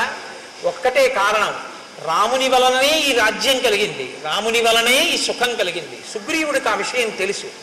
కానీ ఎక్కడ మిలిక పెట్టిందో చూడండి. అంత మధుపానాసక్త అయ్యున్నా, అంత భర్తతో భోగింపబడుతూ కనుగుడ్లు తిరుగుడు పడుతూ తను బయటికొచ్చినా లక్ష్మణుడు ఇంకా మళ్ళీ ఇంకొక మాట మాట్లాడకుండా ఉండడం కోసం ఎక్కడ బంధనం వేయాలో అక్కడ వేసేసిందంతే. వేసేసేటప్పటికి ఇంత లక్ష్మణమూర్తి ఇక మాట్లాడడం కుదరలేదు. ఆవిడంది, నాయన నువ్వు ఇవాళ ఈ మాట అంటున్నావు, కానీ ఒక్క మాట గుర్తుపెట్టుకో, సహిప్రాప్తం నజానీతే కాలం కాల విదాంబరానికి లొంగిపోయి మాట మరిచిపోతే అది పెద్ద విశేషమా? కాబట్టి దాని గురించి నువ్వు అంత మనసులో పెట్టుకోకూడదు, క్షమించు. ఇప్పుడు లక్ష్మణుడు ఇంకో మాట అన్నాడు అనుకోండి, విశ్వామిత్రుడి మీద మాట పెరుగుతుంది. తన గురువుని తాను అవమానింపజేసుకోవచ్చా? విశ్వామిత్రుడు అంతటి వాడు లొంగిపోయాడు అంది. అందుకని మీరు రాముడి దగ్గర నిల్చోండి. కాబట్టి ఆయన ఏవి బెంగ పెట్టుకోవద్దు నాయన, కార్యం జరుగుతుంది, విడిచిపెట్టు. అప్పుడు లక్ష్మణమూర్తి చెప్పినటువంటి మాటలకి సుగ్రీవుడు ఆ తార చెప్పిన మాటలకి లక్ష్మణమూర్తి శాంతించారు. సుగ్రీవుడు లేచి నిలబడి, నాది పొరపాటైపోయింది, నా తప్పు మన్నించు, నేను తప్పకుండా ఉపకారం చేస్తాను, నా ఐశ్వర్యము ప్రాణస్థా శ్రీశ్చ కీర్తిశ్చ కపిరాజ్యంచ శాశ్వతం రామ ప్రసాదాత్ సౌమిత్రే పునఃప్రాప్తం ఇదం మయా. ఇవన్నీ నాకు రాముడి వల్ల వచ్చినవి. కాబట్టి ఆయనకి నేను ఉపకారం చెయ్యడమా? ఆయన వెనక వస్తే చాలు, కార్యాలన్నీ నడిచిపోతాయి. ఆయనే ఈ 3 లోకములను శాసించగలడు. ఒక బాణంతో 7 సాలవృక్షములను, పర్వత శిఖరమును, పాతాళాన్ని కొట్టినవాడు రావణుణ్ణి కొట్టలేడా? ఏదో నాకు కీర్తినివ్వడానికి వెంట రమ్మంటున్నాడు. తప్పకుండా వస్తాను, ఉపకారం చేస్తానన్నాడు. హనుమని పిలిచారు. దశ దిశల నుంచి వానరముల్ని పిలవమన్నారు. అబ్బో, ఎన్ని పర్వతాల నుంచో, మహేంద్రగిరి, హిమవత్ పర్వతము, వింధ్యాచలము, కైలాసము, సముద్రాల దగ్గర నుంచి, తాపవనం దగ్గర నుంచి, పద్మకాలవనం నుంచి, అంజనాద్రి నుంచి, మనస్సిల గుహ, మేరు పర్వతం, మహారుణ పర్వతం నుంచి అనేక మంది వానరులు, కొన్ని కోట్ల మంది, 3 కోట్ల మంది అంజనాద్రి నుండి, అలాగే అష్టాద్రి నుండి 10 కోట్ల మంది, 1000 కోట్ల మంది కైలాస శిఖరం మించి, హిమవత్ పర్వతం మించి కొన్ని 1000 కోట్లు, ఎర్రటి వర్ణం కలిగినటువంటి వాళ్ళు వింధ్య పర్వతం మించి కొన్ని కోట్లు, ఇంతమంది వానరులు బయలుదేరి వచ్చేశారు. వచ్చేస్తే రామచంద్రమూర్తి దగ్గరికి సుగ్రీవుడు లక్ష్మణ సహితుడై వెళ్ళాడు. వెళ్ళి పాదముల మీద పడి నమస్కరించాడు. నాది పొరపాటైపోయింది, మన్నించండి అన్నాడు. ఒక్కసారి చుట్టూ చూశారట. చుట్టూ చూస్తే యథార్థంగా కిష్కింధకాండలో చెప్పిన వర్ణనతోటే నేను ఉపన్యాసాన్ని పూర్తి చేస్తున్నాను. ఆనాడుట భూమి అంతా కూడా ఒక్కసారి పరాగము పైకి లేచిందిట. గాలికి చెట్లన్నీ అల్లల్లాడిపోయేట. ఆ పర్వతాలు, శిఖరాలు, నదులు ఎక్కడ చూసినా వానరాలే. ఆకాశం అంతా చీకటి కమ్మేసిందిట. కొన్ని కోట్ల వానరములు, రేపు వివరంగా చెప్తాను, అద్భుతములు, శంఖములు, లెక్కలు చెప్పడం కుదరదు. కోటిని కోటి పెట్టి హెచ్చవేస్తే ఎన్ని సున్నలు వస్తాయో అన్ని కోట్ల మంది వానరములు వచ్చేసాయి. 10 రోజులలో రాకపోతే చంపేస్తానన్నాడు సుగ్రీవుడు. కొండలు నిండిపోయాయి, పర్వతాలు నిండిపోయాయి, శిఖరాలు నిండిపోయాయి, చెట్లు నిండిపోయాయి. వాళ్ళు వస్తున్నటువంటి వేగానికి చెట్లు కదిలిపోయాయి. భూమి మీద ఉన్నటువంటి పరాగమంతా లేచిపోయింది. ఎక్కడ చూసినా భల్లూకములు, లాంగూలములు, వానరములతో కిష్కింద చుట్టుపక్కల అంతా నిండిపోయి వానరములనేటటువంటి వర్షం వచ్చిందా అన్నట్టుగా ఉండిపోయింది. అంతా చీకటి కమ్ముకుపోయింది. అటువంటి చోట పరమ సంతోషంతో రామచంద్రమూర్తి మనసు చల్లబడింది. అందరూ సంతోషించారు. సుగ్రీవుడు లేచి రామచంద్రమూర్తికి నమస్కరించారు. రామచంద్రమూర్తి ఎంతో ప్రసన్నులయ్యారు. ఒక్కసారి ఆ వానరులందరి వంక చూశారు. ఓ, వర్షం వచ్చే ముందు మేఘాలతో ఆకాశం ఎలా నిండుతుందో అలా నిండిపోయింది ఆకాశమని సాక్షాత్తు వాల్మీకి మహర్షి వర్ణించారు. అందరి మనసులు చల్లబడ్డాయని వర్ణించారు. యథార్థంగా అదే స్థితిలో ఇవాల్టి ఉపన్యాసాన్ని నేను పూర్తి చేస్తున్నాను. రేపటి రోజున దీని యొక్క వివరణ రేపు సాయంకాలపు ఉపన్యాసంలో చేస్తాను. మనకేం భయం లేదు. తక్కువేమి మనకు రాముండొక్కడుండు వరకు. ఆయన అనుగ్రహం కిష్కింధకాండలో ఇంకా సీతాన్వేషణానికి హనుమ బయలుదేరిపోతున్నారు. ఇంకన్నీ చల్లని వార్తలే, చల్లబడిపోవాలి. కిష్కింధకాండ చివరికి వచ్చేటప్పటికి మీకు యథార్థం చెప్తున్నాను. ఎందుకంటే ఇక మంగళవార్తలు ప్రారంభం అయ్యాయి. అంతే, లోకం కూడా చల్లబడింది. ఇన్ని వానరములు వచ్చేటప్పటికి మరి వాయువేగం ఎలా ఉంటుందండి? ఒక్కొక్కడు ఎంతంత వేగం. అందుకే చూడండి ఎలా ఉందో వాతావరణం కూడా. శ్రీరామాయణం ప్రత్యక్షంగా ఆవిష్కరింపబడింది. మనం రామనామం చెప్పి మంగళం చెప్దాం. కోరి కొలిచిన వారికెల్లను కొంగు బంగారు రామనామము, రామనామము రామనామము రమ్యమైనది రామనామము, అండపిండ బ్రహ్మాండములకు ఆధారమైనది రామనామము, రామనామము రామనామము రమ్యమైనది రామనామము, వాదభేదాతీతమగు వైరాగ్యమే శ్రీరామనామము, రామనామము రామనామము రమ్యమైనది రామనామము, సకల జీవులలోన వెలిగే సాక్షిభూతము రామనామము, రామనామము రామనామము రమ్యమైనది రామనామము, నీలమేఘ శ్యామలము నిర్మలము శ్రీరామనామము. రామనామము రామనామము రమ్యమైనది రామనామము. శాంతి సత్య అహింస సమ్మేళనము శ్రీరామనామము. రామనామము రామనామము రమ్యమైనది రామము. రామనామము రమ్యమైనది రామనామము. పండు వెన్నెల కాంతి కలిగిన బ్రహ్మనాదము రామనామము. రామనామము రామనామము రమ్యమైనది రామనామము. దట్టమైన గాఢాంధకారము రూపుమాపును రామనామము. రామనామము రామనామము రమ్యమైనది రామనామము. మంగళాశాసనపరైః మదాచార్య పురోగమైః సర్వైశ్చ పూర్వైరాచార్యైః సత్కృతాయాస్తు మంగళం. మంగళం కోసలేంద్రాయ మహనీయ గుణాత్మనే చక్రవర్తి తనూజాయ సర్వభౌమాయ మంగళం. ఉమాకాంతాయ కాంతాయ కామితార్థప్రదాయినే శ్రీగిరీశాయ దేవాయ మలినాథాయ మంగళం.